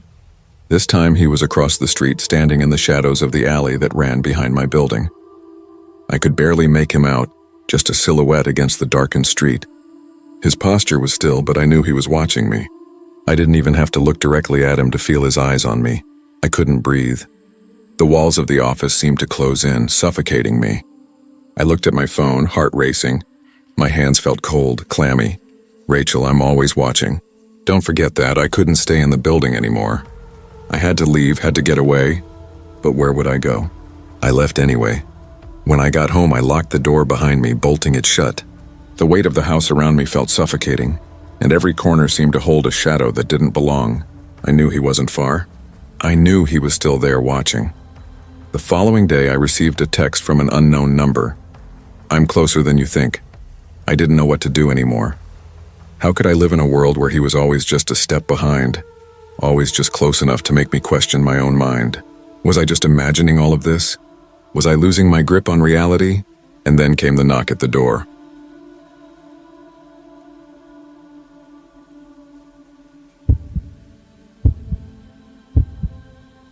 I'd been delivering pizzas for over 3 years, long enough for the job to fall into a routine I could practically do with my eyes closed. The same route, the same faces, the same late-night rush. But then there was Linda. She was just a regular customer, always ordering a large meat lover's pie, always paying with cash, always just a little too eager when I knocked at her door. It started slow, the extra long gaze, the tight fake smile like she was trying too hard to appear welcoming. At first, I chalked it up to nerves or an odd personality. Maybe she was lonely. But over time, it became more unnerving. I couldn't shake the feeling that something wasn't right. Every time I pulled up to her house, her eyes would brighten in a way that felt almost desperate. She would linger too long by the door, glancing at me as if we shared some secret, though I had no idea what it was. Her laughter was forced, too high-pitched, as if it was a learned behavior. One night, I delivered her pizza a little later than usual, around 10:30 p.m. The street was quiet, shadows stretching long in the dim streetlight. I rang the doorbell and she answered a little too quickly. "Hi, Tom," she greeted, her voice unnaturally bright. Her makeup was heavy tonight, thick eyeliner making her eyes appear darker than they were and her lipstick a shade too red. It almost looked like she'd spent too much time getting ready for a date, one she'd been anticipating for a long time. I handed her the pizza, but before I could turn away, she stepped closer. The air between us felt charged, like there was an invisible thread pulling us together. "You're always so polite, Tom," she said, her smile stretching unnervingly wide. It was a smile that lingered too long, one that seemed almost staged. "Would you like to come inside for a drink?" I hesitated. There was something off about her tonight, an intensity that didn't belong in the transaction. But I'd been to her house plenty of times before. I'd always just dropped the pizza off and left, and I was about to turn away when she took a step closer, blocking the door with her body. It didn't feel right. But the polite thing to do, I thought, was to at least decline gracefully. Maybe some other time, Linda," I said, trying to step back. But Linda, no. Her eyes weren't Linda's. I blinked, and the smile faltered for just a split second. She reached for my arm, pulling me inside. "Please," she whispered, her grip tightening. "I insist," I froze. This was new. This wasn't the Linda I knew. Before I could protest, the door slammed shut behind me, and I felt my stomach drop. Then came the sound of locks, several of them, bolting into place. My heart pounded, adrenaline surging through me. I tried to step back, but she blocked my way, her hands now on my chest, pushing me farther into the house. "Linda, this isn't funny," I said, trying to remain calm. "Let me out." Her lips parted into that strange, unnervingly wide grin again. But this time I noticed something else, a flicker in her eyes, something hollow, something predatory. Before I could react, she leaned in, her breath warm on my face, and tried to kiss me. The force was unexpected, her lips pressing urgently against mine as if this was something she had been building up to for a long time. I shoved her away, my hands pushing hard against her shoulders. "What the hell is this?" Linda, no, it wasn't Linda. Her features seemed to shift, the makeup cracking slightly as if it had been applied hastily, and that's when it happened. He pulled back, a laugh escaping from between his lips. "You don't recognize me, do you?" The voice was deeper now, raspier, and I could see the edges of the makeup starting to peel away, revealing the truth beneath it. "My name is Mike," he said, his voice cold. "Linda's my wife." Everything crashed down on me at once. The woman standing before me wasn't Linda at all. It was Linda's husband, Mike, in disguise. The rage in his eyes now was unmistakable. "Why?" I asked, breathless. "Why the disguise?" His grin widened into something far darker. "You were supposed to want me. You did want me, didn't you?" He stepped closer, his eyes wild, and I felt my body freeze in terror. Before I could make sense of anything, he lunged at me, a furious snarl escaping his lips. His hands gripped my throat, pushing me back against the wall, the weight of his body pressing down on me. I fought, struggling to break free. The air was thick with the smell of sweat and desperation. His breath was rank, sour, almost sickening. Every muscle in my body screamed to escape, but I was trapped. Then I saw it, the kitchen knife on the counter just a few feet away. I reached out, my hand trembling as I grabbed it. With a swift motion, I thrust the knife into Mike's side, the blade cutting deep. He howled, his grip loosening just enough for me to break free. I bolted toward the door, my heart slamming in my chest as I shoved past him. The locks on the door clicked as I fumbled with the handle, panic rising in my throat. Finally, I burst into the night, gasping for air, my body shaking uncontrollably. I could still hear him screaming from inside, but I didn't stop. I ran, not looking back until I reached my car. Mike was arrested later that night after the police found him, bleeding and raving about his love for me. It turned out Mike had been living a double life. His obsession with me had led him to create an entirely new identity as Linda, hoping to lure me into his grasp. As I sat in the back of the squad car trying to process what had just happened, I couldn't shake the feeling that I'd narrowly escaped something much worse. I stopped delivering pizzas shortly after. But the memories, his voice, his hands, that horrible smile, haunt me still.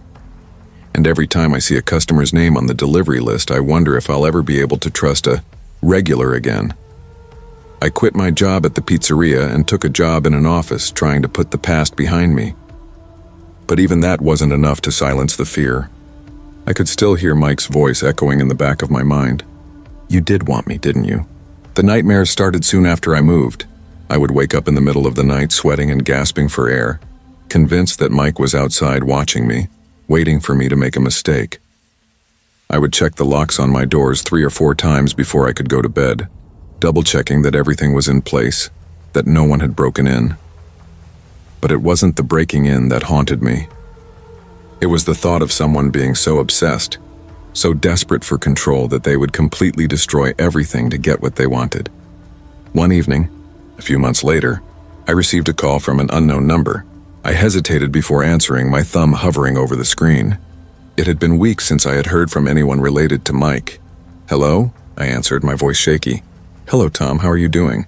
The voice on the other end was smooth, calm. Too calm, I froze. My blood ran cold. It was Mike's voice. "How the hell did you get my number?" I demanded, my voice shaking. "Does it matter?" he replied. "You don't need to worry, Tom. I'm not going to hurt you. I just wanted to let you know I'm watching." I slammed the phone down and immediately blocked the number, my hands shaking as I tried to steady myself. It wasn't the first time I'd been contacted, but it was the first time I'd heard from him in months. And his words, they felt like a promise. Like he was waiting, biding his time until the moment was right. I knew he was still out there somewhere. Watching. Waiting. I can't shake the feeling that I'll never escape him, never truly be free. Every knock on my door sends my heart racing. Every shadow in the corner of my eye makes me wonder if he's back. The worst part is I can't even trust my own memories. What if Mike was never really arrested? What if the whole thing was a lie? There's no closure. Only the lingering fear of a man I'll never truly escape, a shadow that's always just a little too close behind me.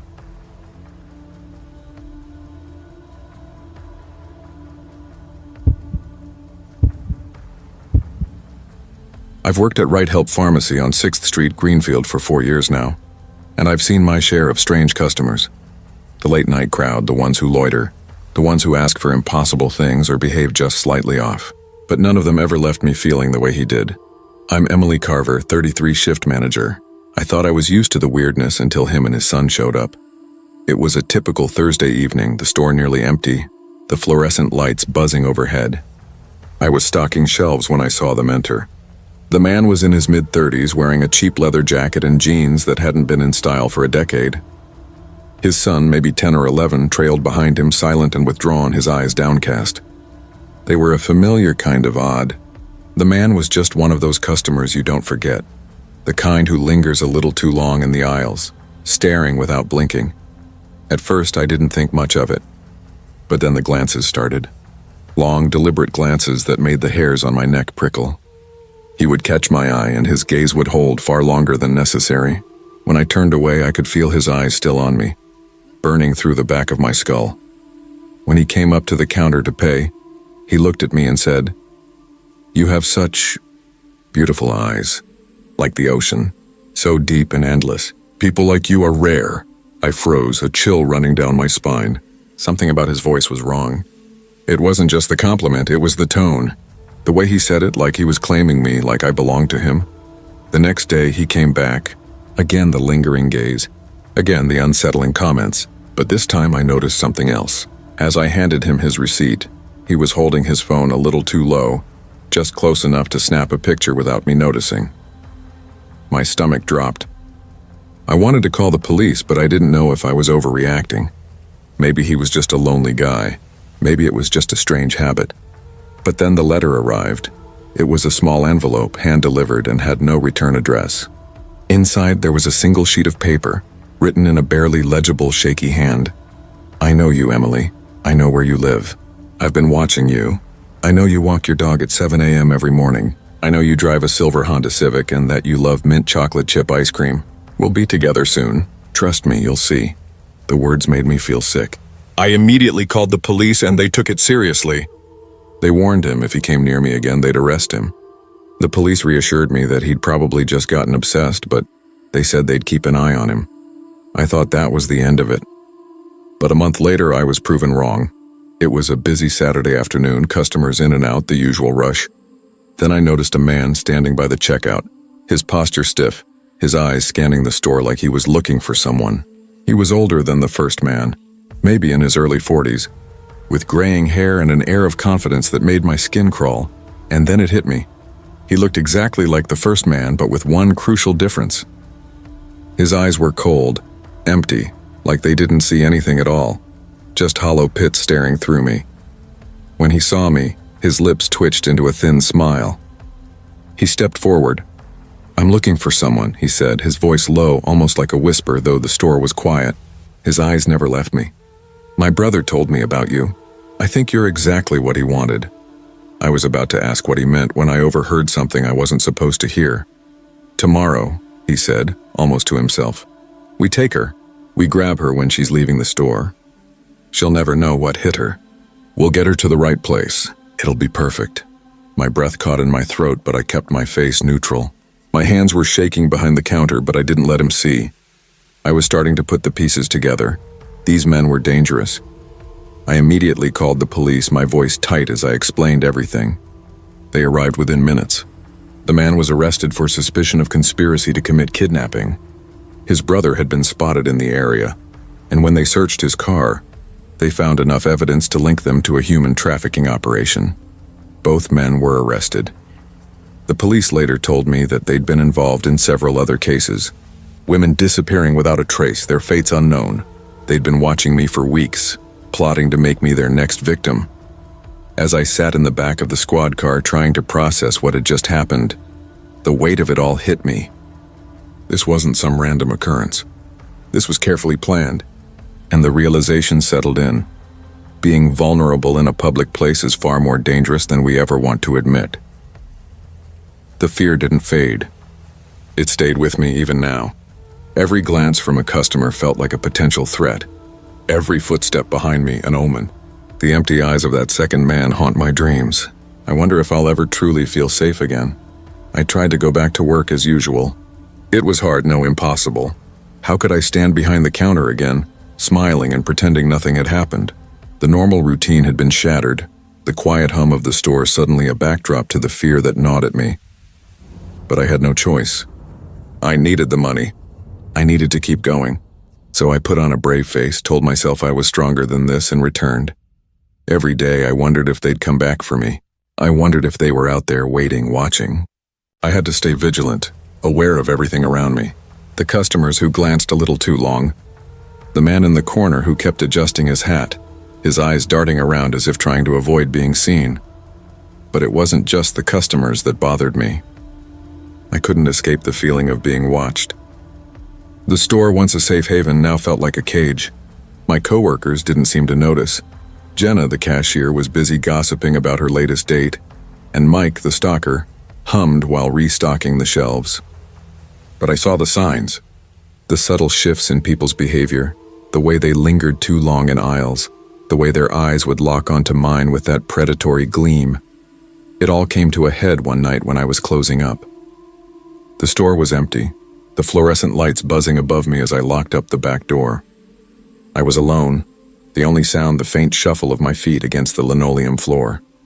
I walked to the front of the store, checking the windows one last time, when I saw something that made my blood run cold. There, across the street, standing under the dim streetlight, was the man. The first man, the one I had seen months ago, the one who had been watching me. His eyes locked onto mine, and for a moment everything stopped. The world around me ceased to exist.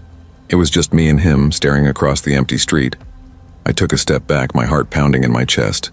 I could see him better now, standing still as if waiting for something. He was dressed the same, leather jacket, jeans, but this time there was something more chilling about him. His eyes were vacant, almost lifeless, and there was a grin, a wide, terrible grin stretched across his face. I didn't wait. I didn't think. I ran to the back, locking the door behind me.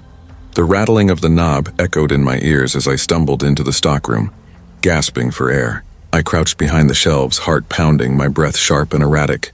Was he here for me? Was he going to finish what he and his brother had started? I stayed hidden, listening for any sound that might tell me he was outside. But there was nothing. The silence was oppressive, the tension so thick I could barely breathe. Hours passed before I dared peek out from my hiding spot. The store was silent again. No sign of him. No sign of anyone. The police had warned me. They'd told me that they'd be watching, that they'd be there if I needed them. But how could I trust them when I felt more alone than ever? How could I trust anyone when the eyes of the world felt like they were constantly on me? I thought of all the women, all the people who had vanished, who had been taken. How many had felt the same way before they disappeared, trapped, suffocated by the weight of their own fear? I closed my eyes and tried to steady my breathing. This wasn't over. I knew that. But how could I live like this? How could I go back to normal when everything felt so wrong? The doorbell of the store rang, and I froze.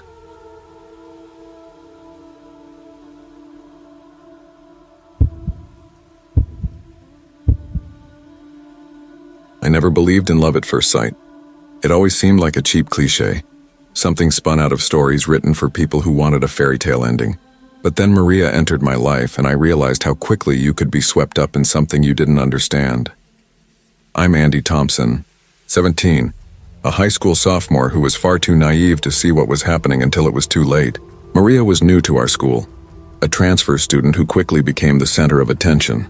She had that spark, the kind of energy that lit up a room and made people want to be near her. I noticed her immediately, like everyone else. Her doe-like eyes, her smile, the way she seemed to glide effortlessly through life. Everything about her was captivating. But I was drawn to something else too, something that I couldn't place at first.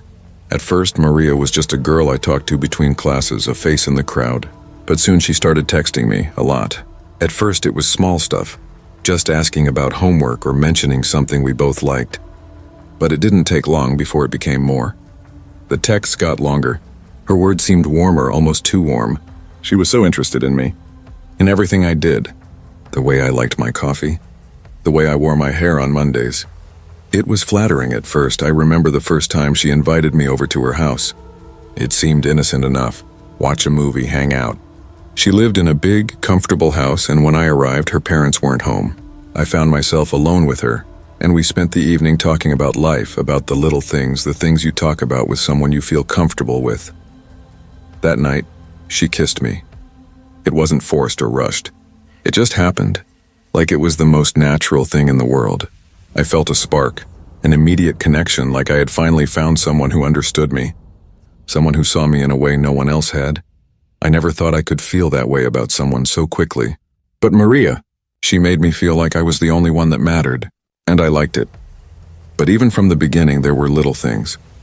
I remember the first time Matt, my cousin, pulled me aside. He was older, a year ahead of me in school, and he always had that older brother vibe. When he found out I was dating Maria, he looked at me like he was about to drop some big truth.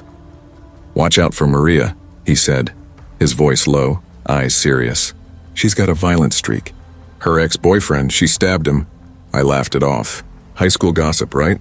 something people make up just to entertain themselves. But Matt wasn't joking. He'd seen it, heard the rumors, and I couldn't help but wonder if there was more to it.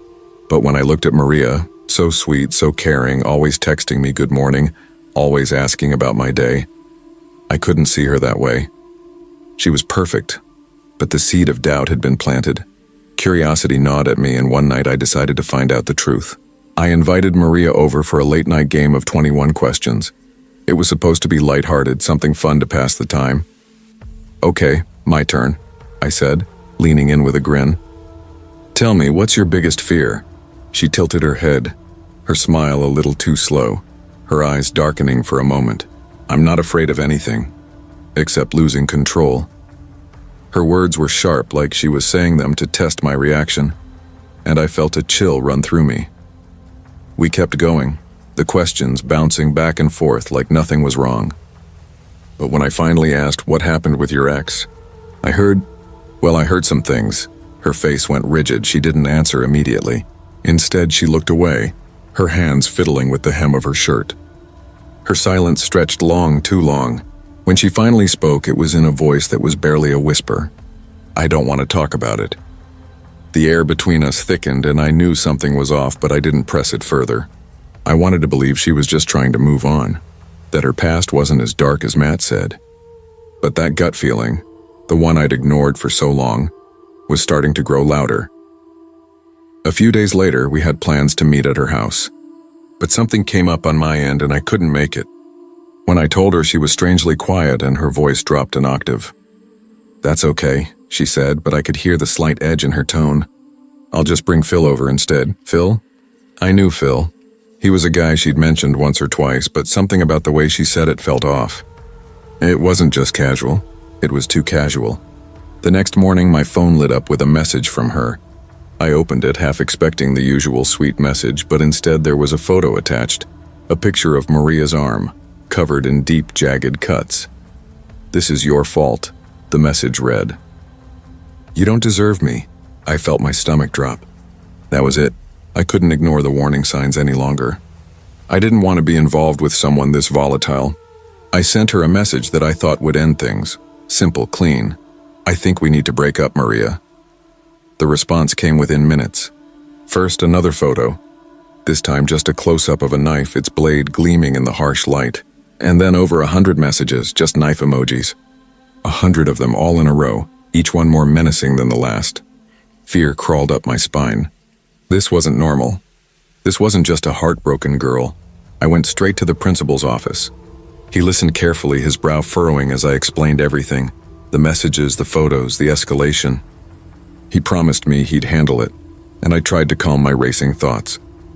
But a part of me knew it wasn't over. It never was. The next day, as I waited for a response, the principal called me into his office.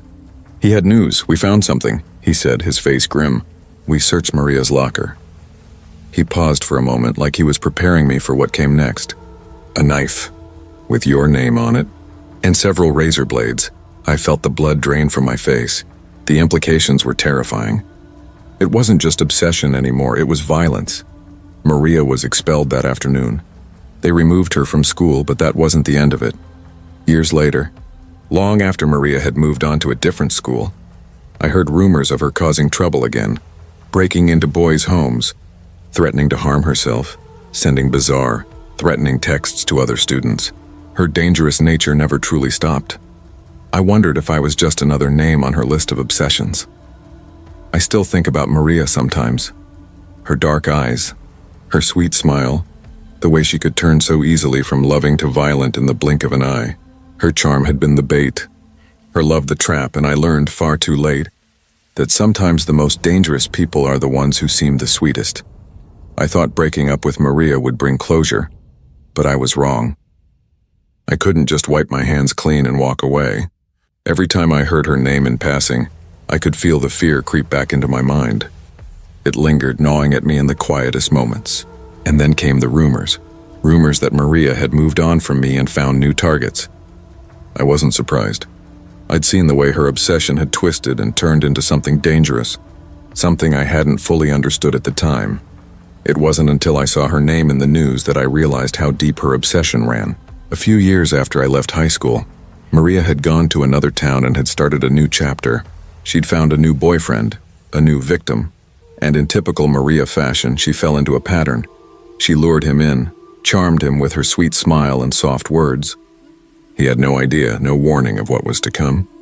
No idea that she would turn on him, that the same obsession that had nearly ruined my life would ruin his. When I read the story about her new boyfriend, about how he'd been found in a cold, abandoned apartment, I knew what had happened. The same cycle was playing out again. This wasn't the first time Maria had done something like this, and it wouldn't be the last. I couldn't help but wonder if I had been her first, or if there had been others before me, people whose names were lost in the wake of her violent obsession. I still remember the way she looked at me, those dark eyes that were always so intense, so focused on me. The way she made me feel special, until I wasn't special anymore and her affection turned into something far more dangerous. And now I couldn't escape her. Even though she was far away, I felt like I was still tied to her somehow, like I had been part of her twisted little game, and even though I'd escaped, she would always find a way to drag me back in. I thought breaking up with her would sever the bond, but the truth was I was never really free.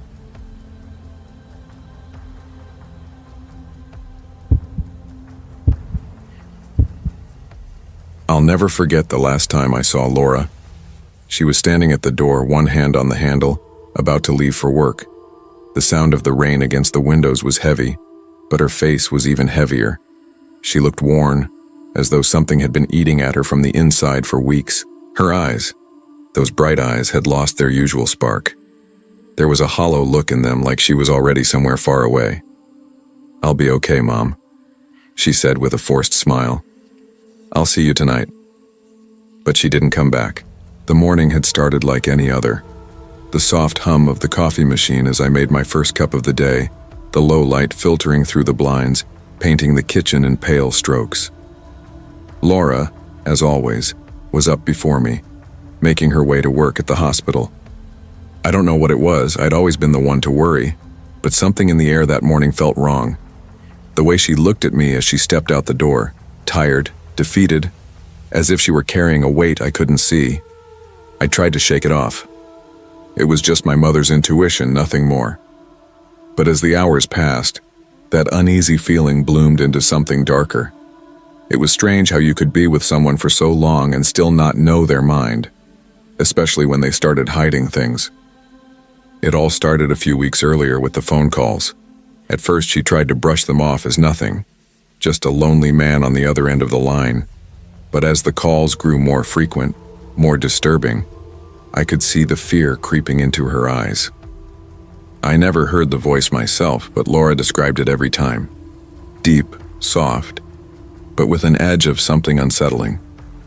There was a strange tenderness in the words, as though the caller genuinely believed he loved her. But then the threats, always veiled threats, would follow. "I'll be waiting for you, Laura. If you leave me, I'll make sure you regret it." At first I thought she was overreacting, but something in the way she spoke, the way she kept looking over her shoulder when she thought no one was watching, it made my skin crawl. My daughter was strong. She wasn't the type to be intimidated, but she was scared now.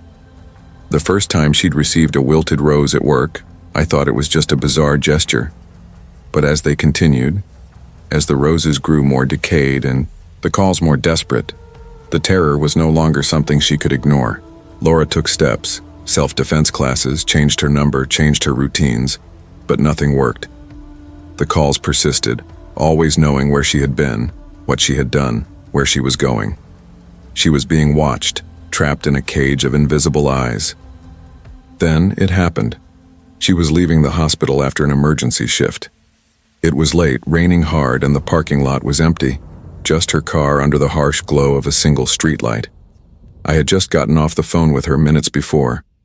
She was on edge, her voice trembling, but she assured me everything was fine. I never saw her again. The police were quick to respond, but I knew in my heart they'd find nothing. Laura's car was still in the lot, keys locked inside, no signs of a struggle. Her phone was gone. Days passed with no word, no updates. The hours stretched on like a cruel, unyielding void. The darkness of not knowing swallowed every minute, every second, the waiting, the not knowing. And then came the calls. At first, I didn't pick up, but when the phone rang again, the same voice filled the line. "She's mine now. She made me do this, but I still love her," the voice murmured. The calmness in the voice, the chilling affection, made my stomach twist. "She cheated on me, you know. She lied. She's going to regret everything." I wanted to scream, to beg for Laura's safety, but my voice caught in my throat. The voice continued, calm, as though he was talking to a friend. "I'll take care of her. She's better off with me. Don't worry, though, I'll be sure to send you a piece of her when she's ready to be yours again."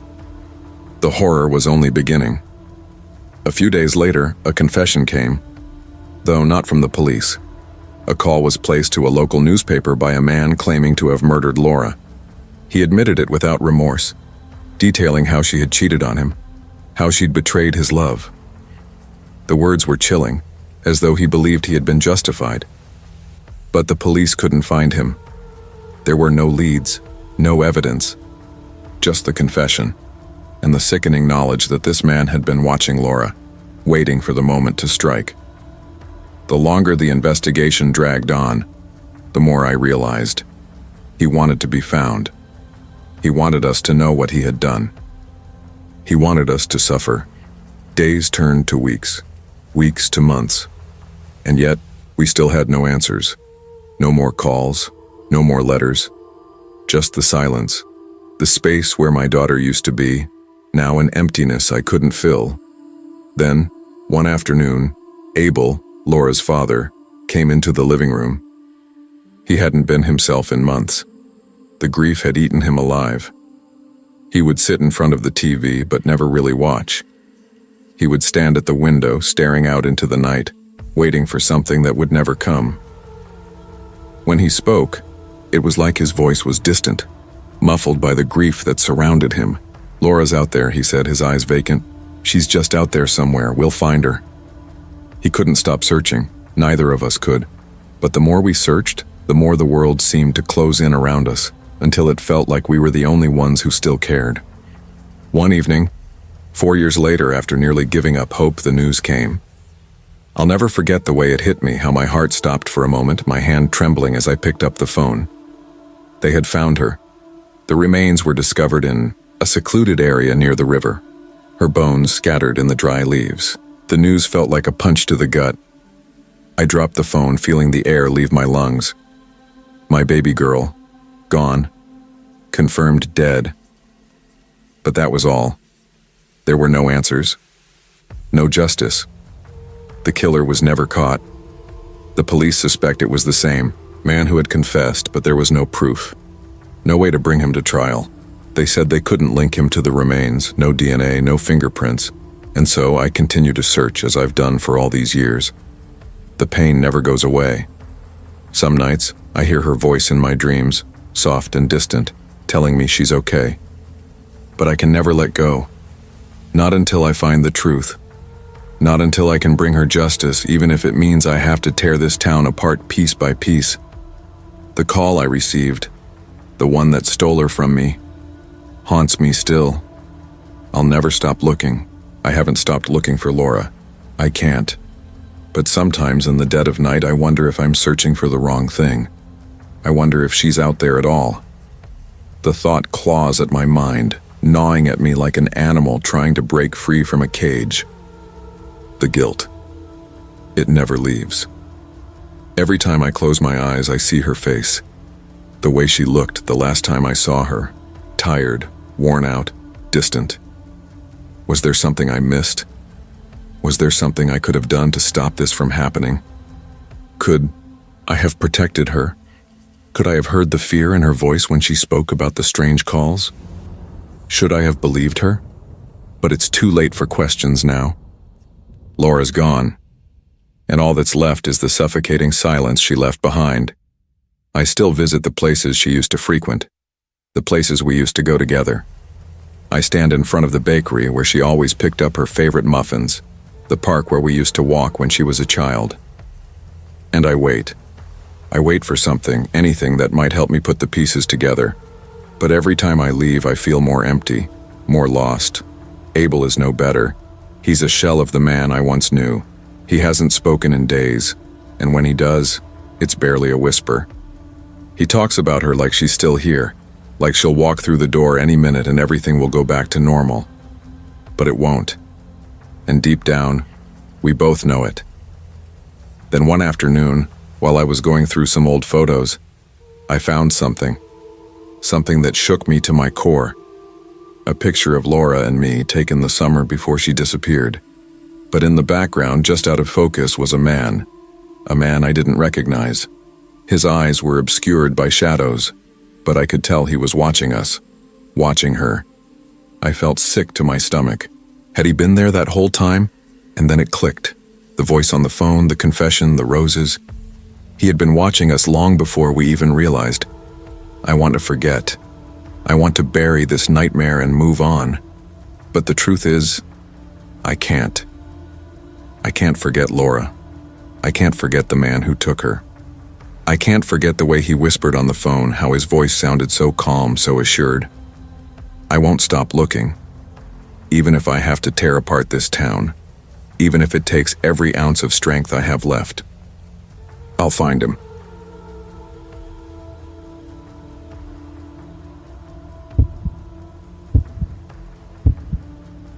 I should have known something was off when he remembered the brand of my perfume on our second date. Ethan was perfect. At least that's how he appeared at first. I met him on LoveLink, a dating app I reluctantly downloaded a few months ago after some convincing from friends. My initial skepticism was quickly forgotten as I found myself sucked into the world of dating profiles, messages, and the false intimacy of texting someone who was, at that point, still a stranger. His profile stood out. Handsome, charming, with a gentle smile that seemed to shine through every photo. And his messages, sweet, thoughtful, asking about my day, making me laugh. He seemed like the kind of guy I'd always hoped to meet. By the time we exchanged numbers, it felt like the beginning of something real, something exciting. We met at a coffee shop on the first date, nothing fancy. Just a simple drink, a lot of talking, and that easy chemistry that you don't always expect to find. Ethan was funny, self-assured, and a little nerdy, in that endearing way that made me feel comfortable. We shared stories about our childhood, laughed about ridiculous things, and for a brief moment I felt safe. I felt like maybe this was the one. The second date was just as effortless. A quiet dinner at a local restaurant, a glass of wine, more stories, more laughter. Ethan made me feel like I could be myself, like I didn't have to hide behind the mask I wore for most people. He listened, really listened when I spoke. That was more than I could say for most people I'd met before. On our third date, we walked through the park, the evening air warm and easy on the skin. I'd left my jacket at his car and it wasn't cold enough for me to care, but I still felt his hand lightly brushing against mine. He kept it there just close enough to send a rush of warmth through me, just enough to make me feel something deeper than just attraction. Something about the way he looked at me made me feel like I was the only person in the world. I was hooked, and I didn't know it yet, but I was walking straight into his trap. We sat by the fountain, the gentle splash of water in the background blending with the rustle of the trees in the breeze. Everything was perfect, so why did I feel like something was off? "You're different from the others," he said, his voice a little quieter than usual, his eyes searching my face. "Different how?" I asked, trying to keep my tone light, but there was a hint of something that made my chest tighten. "You're careful. You know that?" He said it casually, but it made my skin prickle. "I know you carry that pepper spray in your purse." I froze. He smiled, but there was something darker behind his eyes, something I couldn't place. Something wrong. How did he know that? I had never told him. Not once. Not in our conversations, not in our texts. And yet he knew. The blood drained from my face. I wasn't sure if I had said something without realizing it, or if he had been paying more attention than I thought. But the question lingered thick in the air between us. My mind scrambled to process the words. "What do you mean?" I asked, trying to keep my voice steady. "I know you, Sophie," he said, his voice a little too smooth. "You're cautious. You don't trust easily. But you're still here with me, aren't you?" His hand tightened around mine then, just slightly. It was subtle, just a pressure. But I noticed it. I felt the shift, that tiny change, and suddenly the park didn't feel as serene anymore. The sun was setting, casting long shadows across the path, and the air seemed to thicken around us. I could feel my pulse quicken, like an animal sensing a predator, and something inside me screamed to leave, to get up and run, but I stayed. I didn't want to seem paranoid, didn't want to make a scene. "You're right," I said with a forced smile. "I do carry pepper spray. It's just a precaution." "I'm sure it is," he said, his voice now low and almost soothing. "But you don't need it with me." I didn't know how to respond. He smiled again, but this time it felt too wide, too knowing. When he leaned in closer, I felt a rush of panic. I didn't know why, but my instinct told me something was wrong. He wasn't just a guy I had met on a dating app anymore. He was a man who knew things about me, things he shouldn't know. I pulled my hand away a little too quickly, but I didn't know how to explain what I was feeling without sounding paranoid. "Let's go for a walk," I suggested, standing up. I needed space. I needed to get away. "Sure," he said, a grin still on his face. But when we started walking, something felt different. The air felt too still, and the park, which had been full of people earlier, was suddenly empty, isolated. The only sound was the crunch of the gravel underfoot and the low hum of city traffic in the distance. I didn't feel safe. Not anymore. As we walked, I kept my distance. He didn't seem to notice, or maybe he didn't care. His presence was unsettling. There was a heaviness about him, like he was too close, like I was too exposed. It wasn't until we reached the edge of the park, where the path narrowed, that I felt the full weight of it. I had nowhere to go. Before I could take a step back, he turned toward me. His eyes were dark now, his expression hard. "You should have listened to me," he growled, his voice low, full of something menacing. And before I could even process it, his hands were on my throat. I gasped, struggling against his grip, but his fingers tightened around my windpipe like a vice, and my body went numb from the shock. I couldn't breathe. I couldn't think. My vision blurred, the world spinning around me, my hands clawing at his arm, but it felt like my body was no longer mine. The air was thick, and I could feel his breath hot against my face as I kicked and thrashed, trying to break free. But the more I struggled, the tighter his hold became. "Get away. Get out. You're going to die here, Sophie. Fight him," the voice in my head screamed, desperate. With my last bit of strength, I reached into my purse, fumbling for the pepper spray.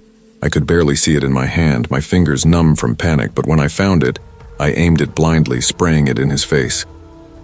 The blast hit him square in the eyes, and he howled, his grip loosening. I didn't hesitate. I ran. My legs felt like jelly, but I didn't stop. I couldn't. The world around me was a blur of streetlights and shadows, but I ran until my lungs burned, until my legs gave out beneath me, until I stumbled into the gas station at the corner. I don't remember much after that. The clerk at the counter called the police, and the next few hours were a haze of sirens and questions, of flashing lights and shaking hands. By the time the police arrived, Ethan was gone. His profile on the app had been deleted. His phone number led nowhere. He had vanished completely, as if he had never existed. Weeks passed, but I couldn't shake the feeling that he was still out there, watching, waiting. Even now, months later, I check the locks on my doors 3 times before I go to sleep. I'm always aware of my surroundings, scanning every face for something familiar. I don't know if I'll ever be able to trust anyone again, and I don't know if Ethan's really gone, or if he's still watching me. The worst part isn't the attack, it's the uncertainty. The man I had trusted, the man who seemed so perfect, disappeared without a trace, and I'm left with the constant question, how well do we really know the people we meet, even when we think they're the ones?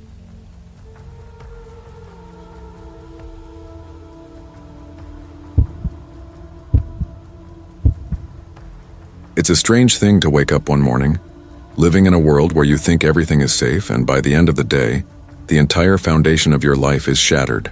I was just a child when it happened, too young to fully comprehend the weight of the world, yet old enough to feel its cruelty.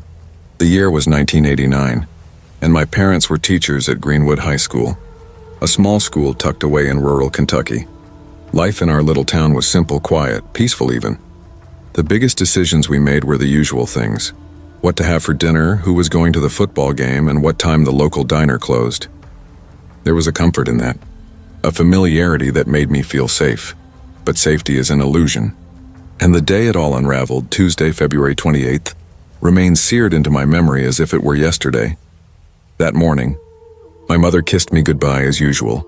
her lips soft against my forehead, the scent of her lavender perfume filling the air. Her eyes, though, were different. There was a hollow look in them, something I couldn't quite place. It was the same feeling I had when I saw a storm on the horizon, but didn't yet hear the thunder. She smiled, but it didn't reach her eyes. "Be good, honey," she said, her voice steady. But there was an undercurrent of something, fear maybe, that I didn't catch then. She didn't know that by the end of the day our lives would be torn apart.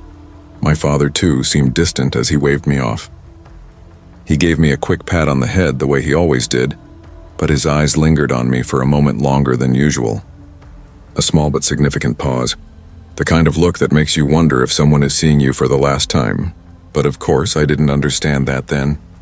He kissed my mother, and off they went to school, to teach, to live their lives, completely unaware that the world they'd known was about to crumble. It was just after 10 a.m. when the first shots rang out.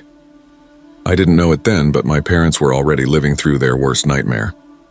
My mother, who had been in the teacher's lounge at the time, heard the sound and froze. Her colleagues scrambled to hide, pushing desks against doors, ducking under tables.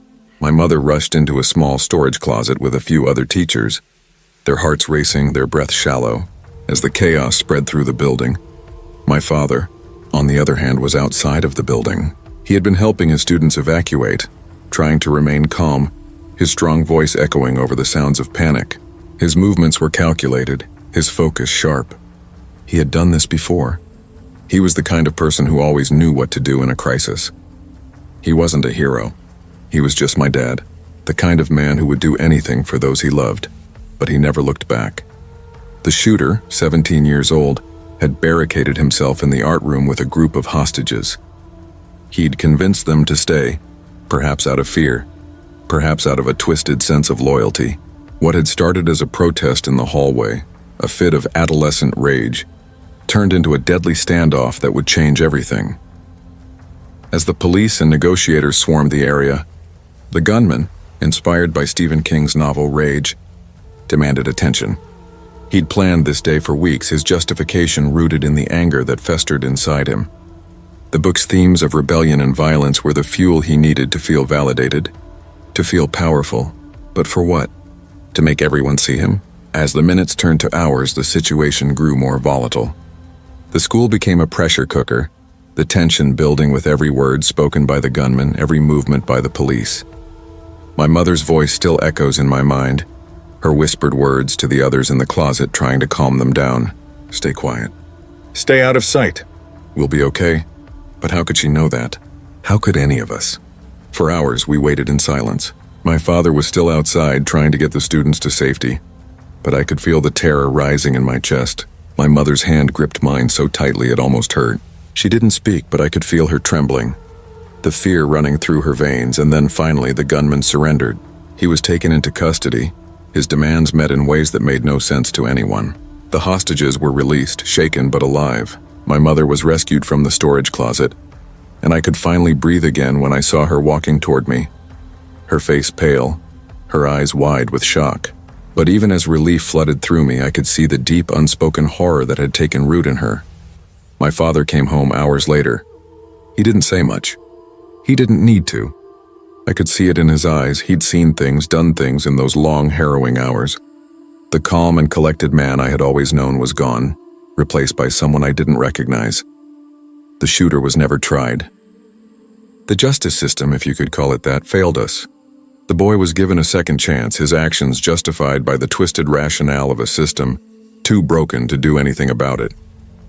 They had taken him into custody, sure, but he was released, his past swept under the rug, his future unscarred. The system had failed us, but worse still, it had failed the other victims, the ones who had disappeared long before he even set foot in the school. The terror didn't end that day. It lingered. It ate away at everything we thought we understood. My friends, my classmates were never the same. Anna, who had loved painting more than anything, hadn't picked up a brush in months.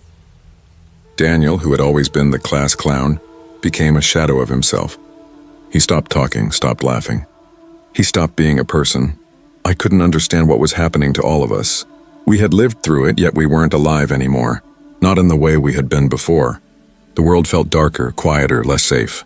The walls that had once felt like a comfort now felt like a prison. My father's anger simmered. It was something I could see but never fully grasp. The injustice of it, how the boy who had caused so much pain was allowed to walk free, to live his life while the rest of us were left to pick up the pieces. It ate away at him bit by bit, until all he could see was the brokenness of a system that had failed him, failed us.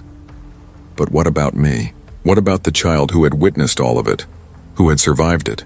I was still here, wasn't I? I was still breathing, still walking through the halls of that school, still living a life. But how could I ever be the same? How could anyone be? We rebuilt the school in the following months. The walls were patched up, the classrooms repainted, but nothing would ever be the same. The memories of that day stayed with us, haunting every corner, lingering in every conversation, unspoken but always present. Some nights, I wonder if I'm still living in the shadow of that day. I wonder if the things we saw, the things we lived through, will ever truly leave us. The day the world shattered, will it ever truly heal? And as I stand here now, I realize something. Maybe the worst part wasn't the shooting itself. Maybe it was the fact that we will never know the full truth. The boy who shot up our school, his name is lost to time. His identity, wrapped in mystery, never fully revealed.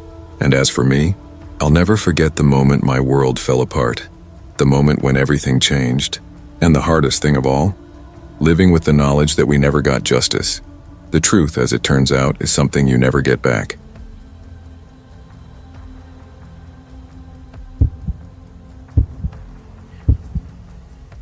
The rain had been falling for hours, steady, cold, relentless. The kind of rain that turns the highway into a black mirror, reflecting nothing but headlights and ghosts. I was halfway home, the wipers groaning against the windshield, when I saw him. A man, standing on the shoulder, drenched, hand raised like a final plea. I should have driven past. I should have just kept going. That's what I'd done 100 times before. Passed by strangers stranded on the side of the road, hoping they'd be picked up by someone else. But this time I didn't. Maybe it was the way he looked, his face half desperation, half disbelief, or maybe it was just the rain. Whatever it was, I pulled over. He slid into the passenger seat without a word at first, water dripping onto the cracked leather. I could smell the faint metallic tang of blood and wet soil. His clothes clung to him, dark with mud. His hands trembled when he finally spoke. "Thank you," he murmured. His voice was low, hoarse, like it hadn't been used in a while. "Name's Caleb." "Logan," I replied, glancing at him from the corner of my eye. His face was pale, thin. Something haunted flickered in his eyes, like he was looking at someone else entirely. We drove in silence for a few miles. The rain drummed on the roof, the tires hissing over puddles. Finally, I asked, "You okay out there? Looked like you'd been walking a while." He gave a hollow laugh. "A long while." Then softer. Got turned around trying to find someone. I didn't press. I'd seen that kind of look before. People running from something or towards something they shouldn't. When we reached my place, the storm was still raging. I offered him a hot meal, a dry blanket, a couch for the night. The house felt smaller than usual, the kind of silence that swells between two strangers. I poured coffee, and for a while the warmth of it seemed to thaw him. But then I noticed it. A small silver necklace hanging around his neck. The pendant, a cracked heart, caught the kitchen light when he leaned forward. My stomach tightened. I'd seen that pendant before, years ago. On a different night. On a different woman. I looked away before he caught my expression. He finished his meal, thanked me again, and said he'd sleep on the couch. I nodded and went upstairs, though sleep was the last thing that would come. My thoughts wouldn't settle. The rain, the necklace, the way his eyes lingered on the framed photo above the fireplace. Me standing beside an old black Mustang. I lay there for what felt like hours, until the floorboards creaked below. When I came downstairs, the couch was empty. "Caleb?" I called. Nothing. The front door was still locked from the inside. Then I heard it, the faintest sound coming from the basement. A slow, rhythmic drip like water hitting concrete. I hesitated, grabbed the old handgun I kept in the drawer, and went to check. The basement door was closed, locked. Something cold crept through my veins. I hadn't locked it. When I turned the key and stepped inside, the smell hit me. Damp air, rust, the faint sting of mildew. The single bulb flickered, throwing shadows along the walls. And there he was, Caleb, standing in the middle of the room, his hair plastered to his forehead, his clothes still wet. His hand gripped a kitchen knife, the blade reflecting the dim light. "You don't remember me, do you?" he said softly. I tightened my hold on the gun. "Put the knife down, Caleb." He smiled, but it wasn't friendly. It was broken. "She wore this," he said, touching the pendant at his throat. "The night she died, the night you ran her off the road." The memory slammed into me like a bullet. The screech of tires, the smell of whiskey, a shattered windshield. Her face, blurred, bloodied, motionless in the glow of my headlights. I stumbled back, the gun shaking in my hand. That was years ago. She was my wife," he hissed. "You took her from me, and you walked away." He moved fast, faster than I expected. The knife flashed, grazing my arm as I swung the gun up. We struggled, his strength surprising for someone so thin. The sound of our boots on the concrete echoed in the confined space. My shoulder slammed into the wall, pain bursting through me, but adrenaline kept me standing. "I spent 10 years looking for you," he growled, his breath hot against my cheek. 10 years staring at her photo, wondering if you even remembered her name. I did remember. God help me, I remembered every second. The gun went off. Once. The echo filled the basement, swallowed by the hum of the rain outside. Caleb staggered back, eyes wide, the knife slipping from his fingers. He fell against the wall, leaving a dark smear on the concrete before collapsing. For a long time, I just stood there. The smell of gunpowder mingled with the dampness. My breath came in shallow bursts. His pendant caught the light again, half of a broken heart. The other half somewhere on the side of a highway years ago. When it was over, I called the police. They came, they took statements, they left. Self-defense, they said. Case closed, but nothing closes, not really. The past doesn't bury itself. It just waits for the right moment to dig its way back up. Later that night, I went back to the basement. The stain on the concrete was still wet. I stood there staring at it at the place where Caleb had fallen. I wondered if this was what justice looked like, or just another turn in a cycle I'd never escape. Somewhere outside, thunder rolled across the hills, and for the first time in years, I felt the weight of my own reflection staring back at me, not in the mirror, but in the ghost of a man who had every right to hate me. I couldn't sleep. I hadn't been able to sleep in days, not after Caleb showed up at my door, not after everything that happened in the basement. I tried to distract myself, tried to push the images out of my mind, but they clung to me like the dampness in the air. I didn't go to work the next day. Instead, I spent the entire morning pacing, my fingers numb from gripping the edges of the kitchen counter. The silence in the house was overwhelming, pressing in on me from every angle. It felt like I was drowning in it, the absence of sound louder than anything else. The police said it was self-defense, that it was over, that there was nothing else to worry about, but I couldn't stop worrying. I couldn't shake the feeling that something was waiting for me, lurking just out of sight, biding its time until it was ready to strike again. It wasn't the death of Caleb that haunted me. It was the fact that, for the first time, I had been forced to confront the truth of what I had done all those years ago. I had run her off the road. I hadn't meant to, but the whiskey, the night, the argument, it was too much. And I left her there, bleeding, broken, with no one to help her. I tried to push the memory away, tried to bury it in the deep recesses of my mind where I had locked it away for so long, but Caleb's voice echoed in my head, his accusation still ringing in my ears. "You took her from me, and you walked away." I couldn't walk away from this, not anymore. The rest of the week dragged on, each day heavier than the last. I couldn't escape the guilt. I couldn't escape the memories. And every time I closed my eyes, I saw her face, the woman I'd killed, staring back at me, her blood still fresh on my hands. It wasn't until a week later that I finally broke. I went back to the place where it had all started, the highway where I'd left her. The same stretch of road, the same headlights, the same night. I stood there staring at the faded asphalt and felt the weight of everything I had done pressing down on me. A car drove by in the distance, its headlights cutting through the darkness. I didn't flinch. I just stood there watching. And then, in the rear-view mirror of my mind, I saw Caleb's face again. Eyes wide with fury, mouth twisted in a sneer. I hadn't escaped. None of us had.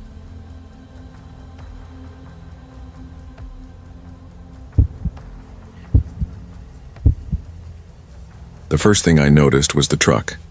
It was parked at the end of Birchwood Street, where the sidewalk curves just beyond the bend.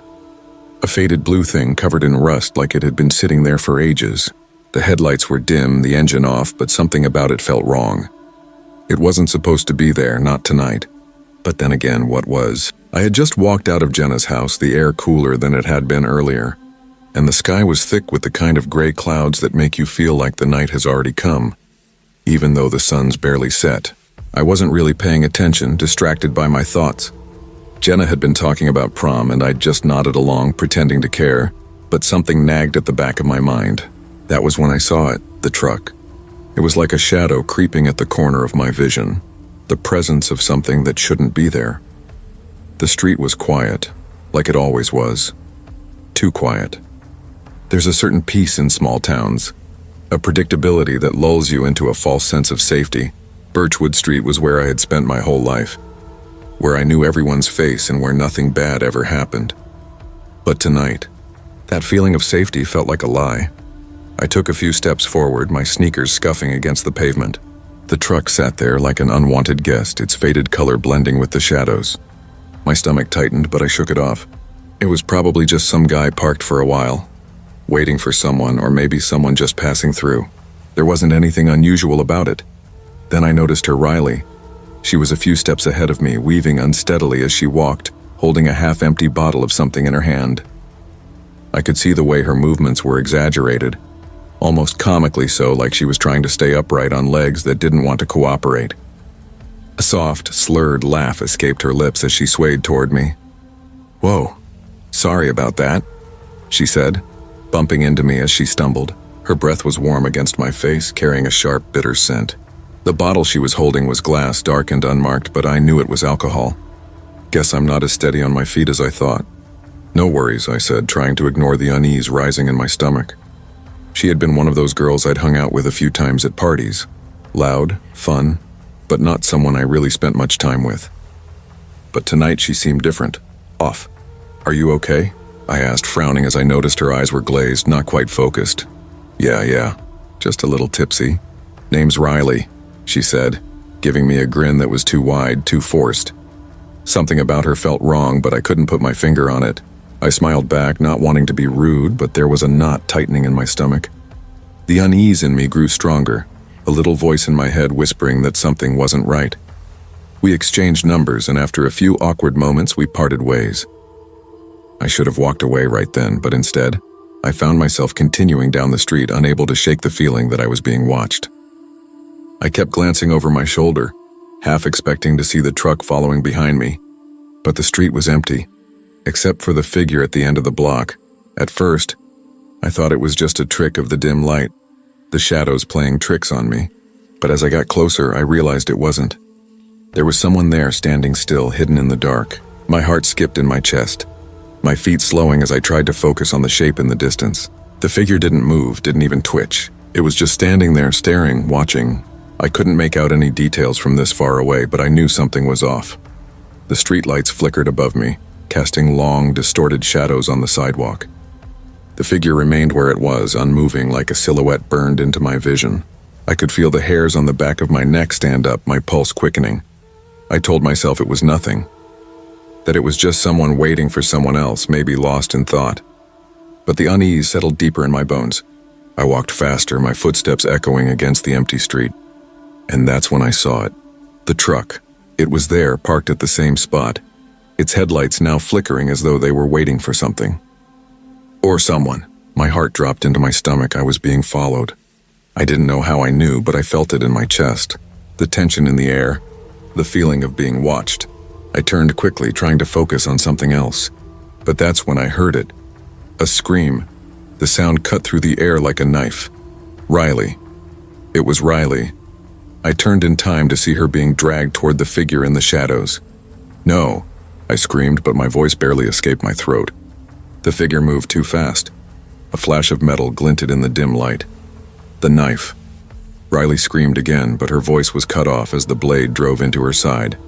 My body surged forward before I could think. I didn't even know what I was doing. I just acted.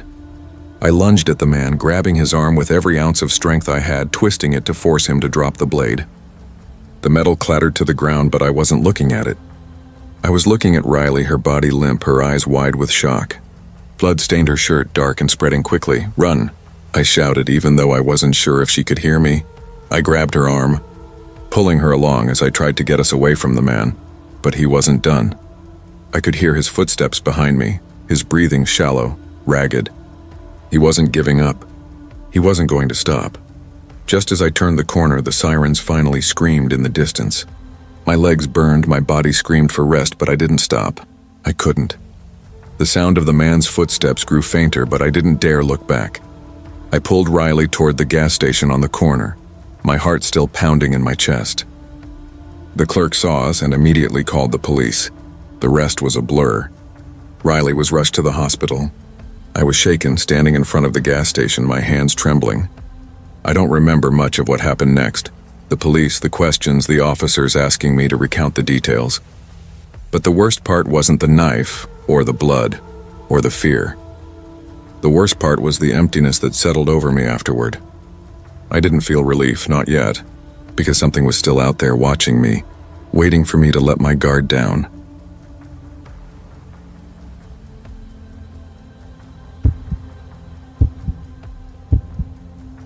It's funny how you think you've learned to live with something, only for it to come back and prove you wrong.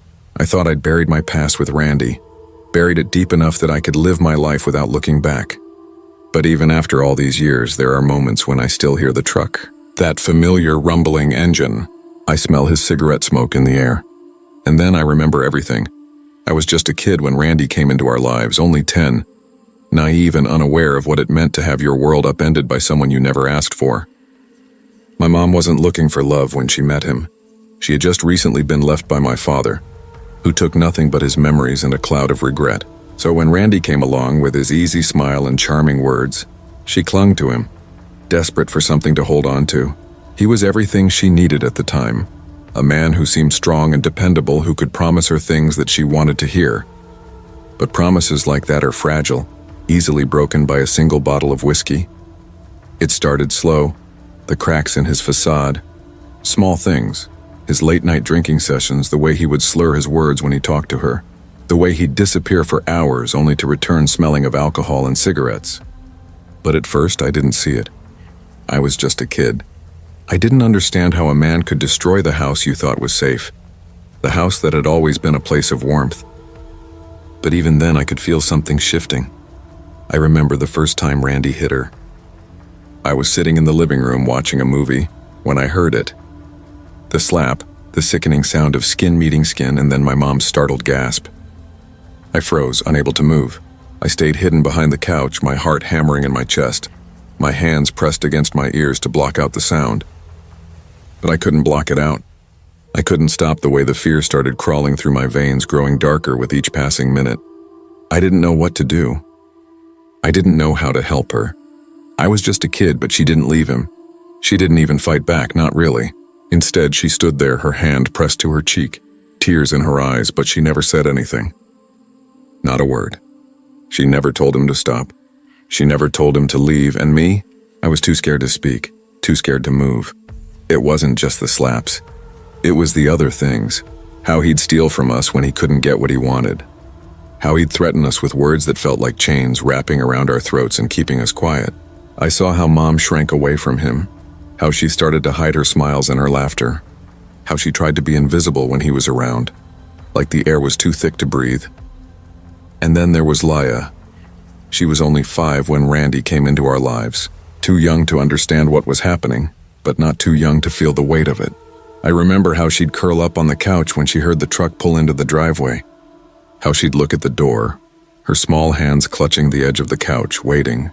She could sense the change before it even happened, before Randy's footsteps made their way into the house, before the tension began to rise. She was so young, but even she knew to be afraid. I tried to protect her even when I didn't know how.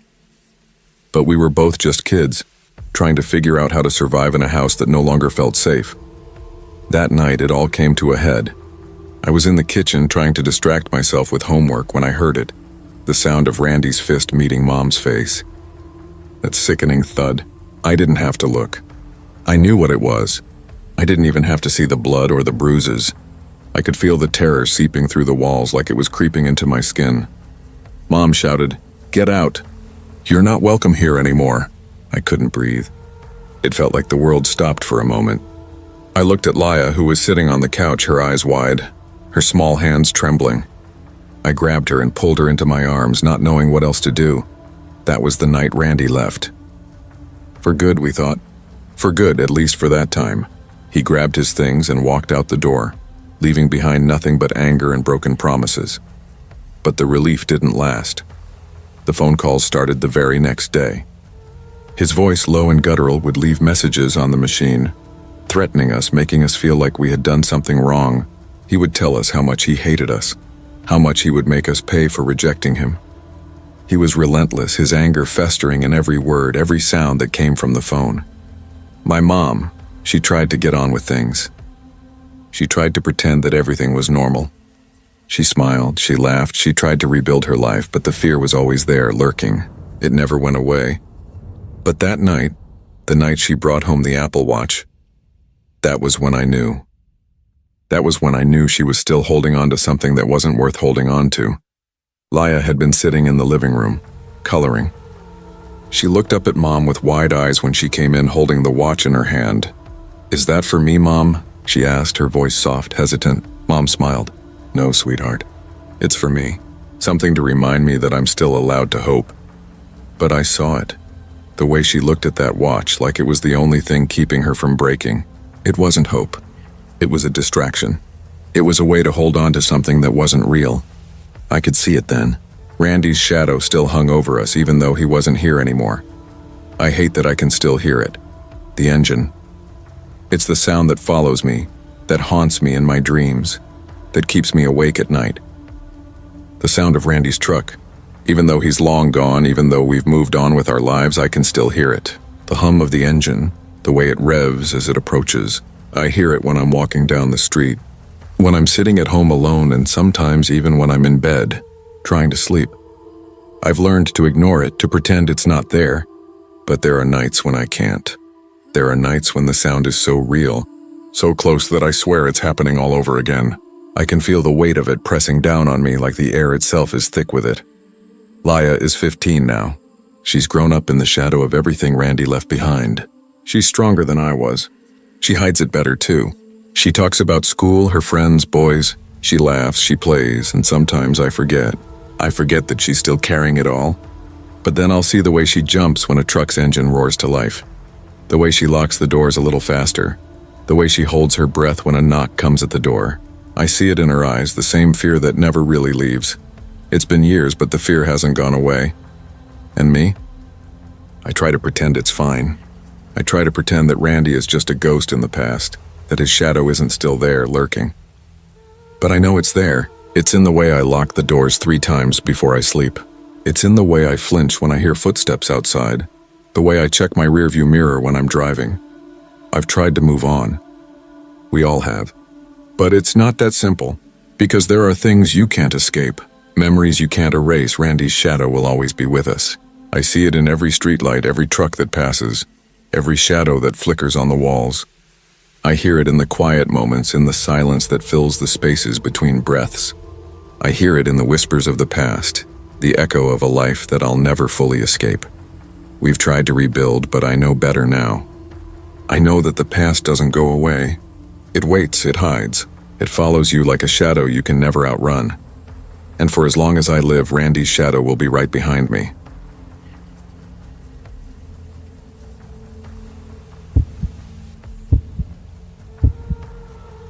It wasn't the flowers that did it. It was the way he looked at me, like I was the most perfect thing he'd ever seen. I thought it was romantic at first, but now I know better.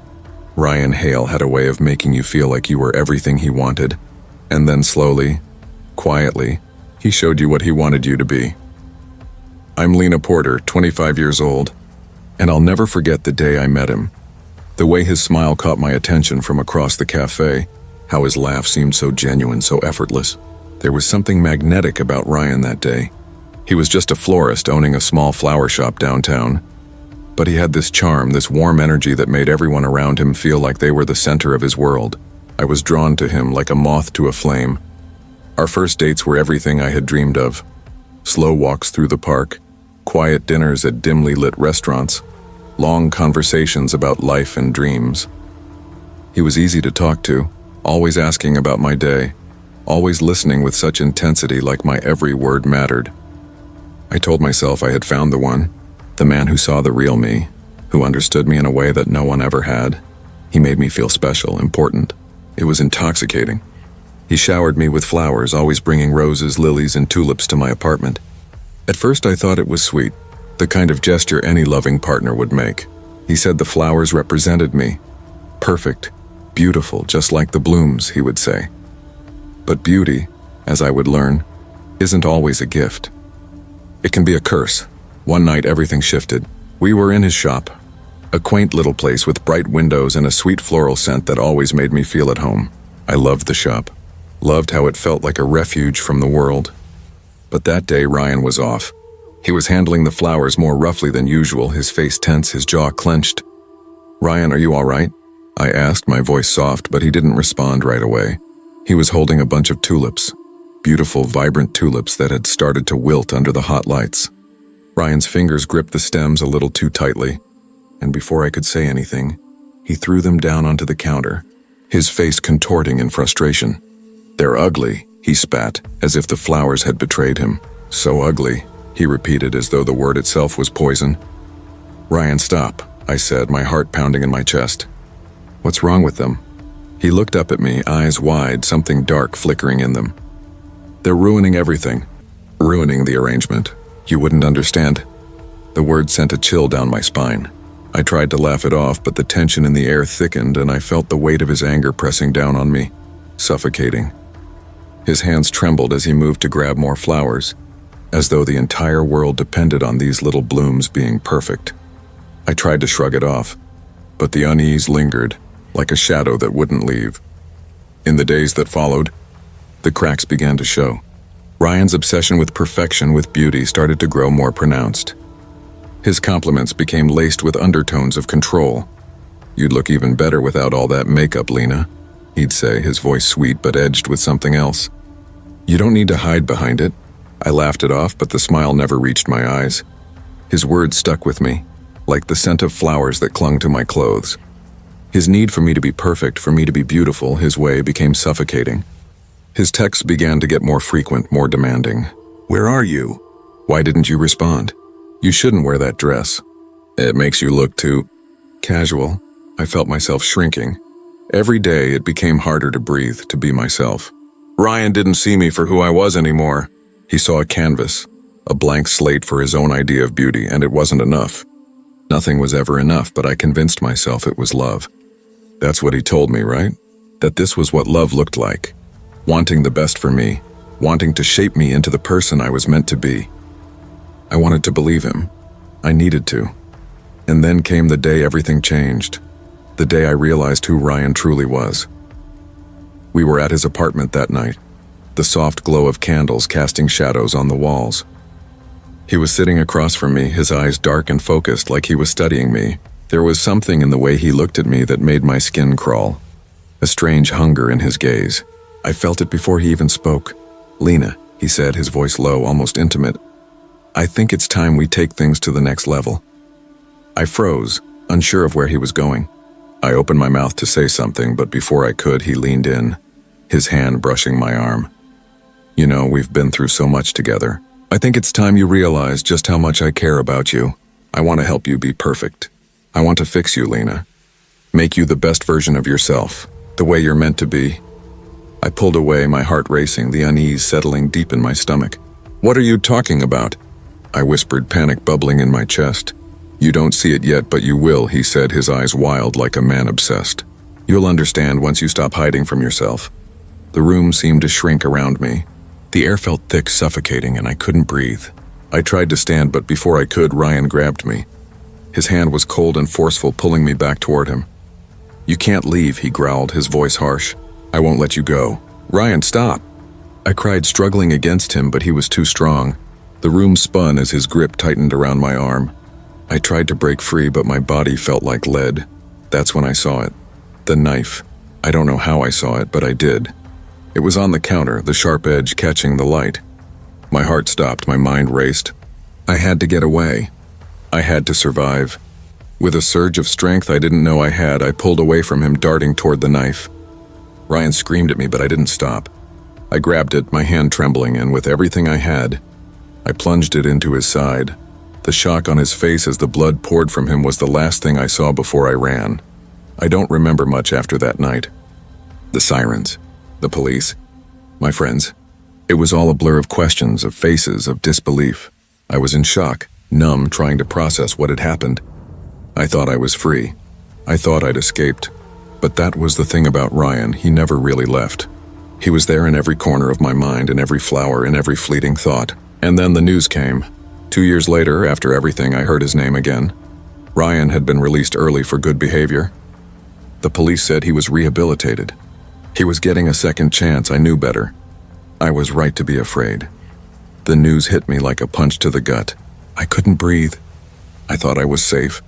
I thought I was free. But then I learned the truth. He had murdered again. His new girlfriend, Elise, had been the same as me. Perfect. And Ryan had killed her because she faded. She had stopped being perfect in his eyes. My world shattered again. I wanted to scream. I wanted to tear everything apart. But instead I just sat there frozen.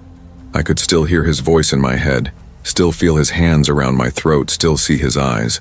Wild, obsessed, terrifying. And I wondered, when would he come for me next? The nightmare doesn't end when you escape. It follows you, lurks in the shadows, waiting for the moment you forget, waiting for the moment you feel safe again. But I'll never forget. I'll never let myself.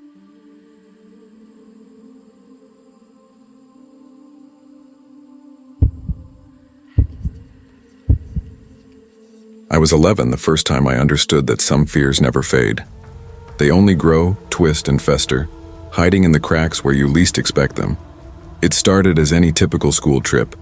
Excitement in the air, a group of us kids ready to explore the outdoors, escape from the classroom, feel the cool breeze against our skin as we hiked through the woods. Our group, part of a youth hiking program, was supposed to connect with nature, see the world through new eyes. The trail was narrow, winding through thick trees that were just beginning to shed their summer leaves, their dark trunks standing like silent sentinels as the scent of pine and wet earth filled the air.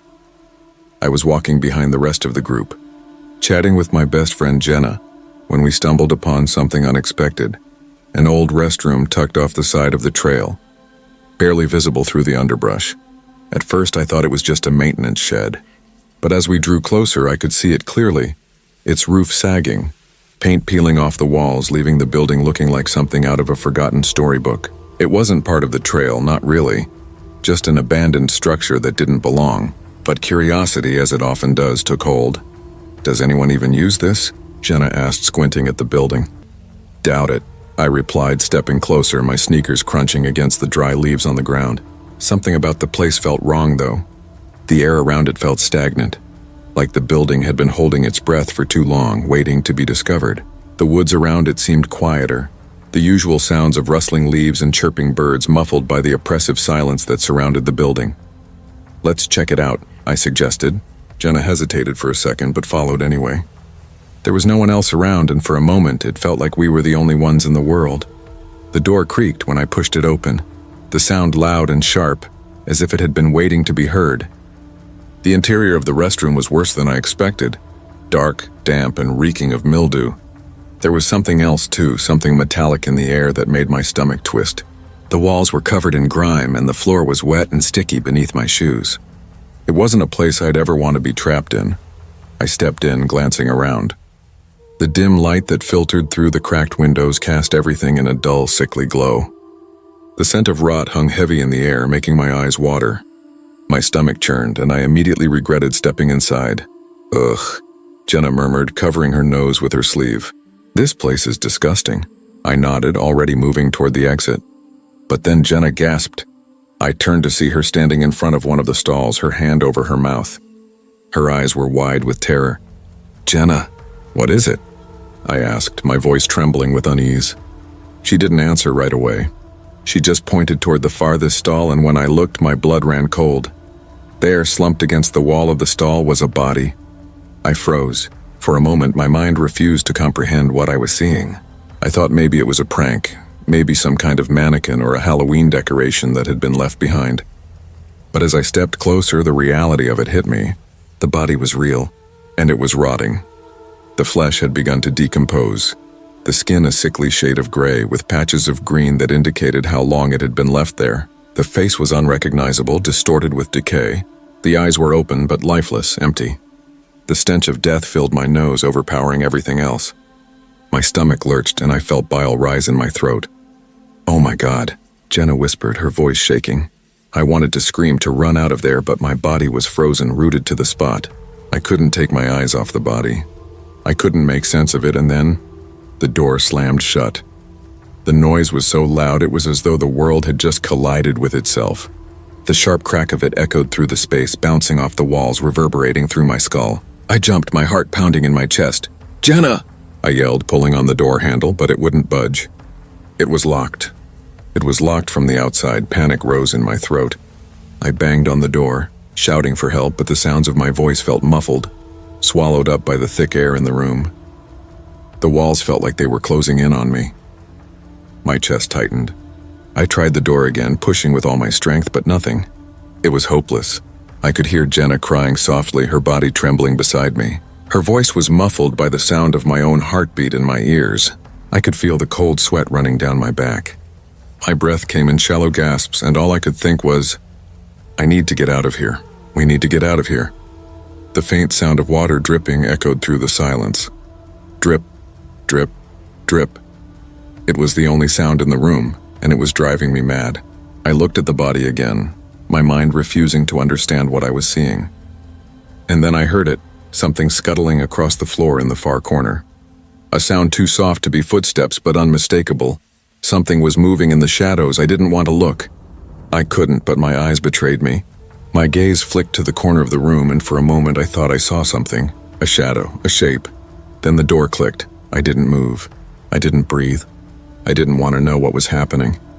But the door creaked open slowly, and a sheriff stepped inside. His uniform was damp from the rain, and his eyes were grim, as if he had seen far worse than this before. He didn't speak at first. He just looked at us, then to the body, then back to us. Without a word, he motioned for us to follow him. I remember feeling numb as we walked out of the restroom, stepping out into the cool air. The shock hadn't quite worn off, but the moment I left that room, I knew things would never be the same. I didn't sleep much that night, or the next, or the nights after that. The sheriff told us that the body we found was of a missing person, but I didn't know who. I didn't want to know. The mystery was too much, too terrifying. The feeling that I'd been exposed to something I shouldn't have known still weighed on me. The weeks passed and things slowly returned to normal, or so it seemed. But that feeling, that creeping unease, never left me. I couldn't shake the memory of the bathroom, of the body, of the shadow that had moved in the corner. A year later, I found myself back in that area again, for reasons I couldn't explain to anyone, least of all myself. The trip felt like a compulsion, something I had to do. I didn't want to, but I couldn't stop myself from driving back to the place where it all happened. I parked at the edge of Birchwood Street and walked down the familiar path that led to the woods. The trees still stood tall, their branches swaying in the breeze. But when I got to the spot where the restroom once stood, my stomach dropped. There was nothing left, nothing but a patch of dirt. For a moment, I thought it was some kind of sick joke, but as I walked closer, my heart stopped. A tree, half buried under weeds, stood where the restroom once did. The bark was scarred, the tree's trunk marred by words sprayed in black paint. "He's still here." I froze. My body went numb. The words were clear, etched into the wood like a warning. The same words I'd heard in my head since that day. The same words that had been haunting me, lurking just beneath the surface, waiting for me to return. I didn't stay long after that. I couldn't. I turned and left, but the fear followed me like a shadow heavy in my chest. It's been years, and I still hear it, the echo of those words. He's still here, and no matter how far I run, no matter how many years pass, I know the truth now. The past doesn't stay buried. It waits. It waits for the moment you least expect it, and when it comes, you're never ready.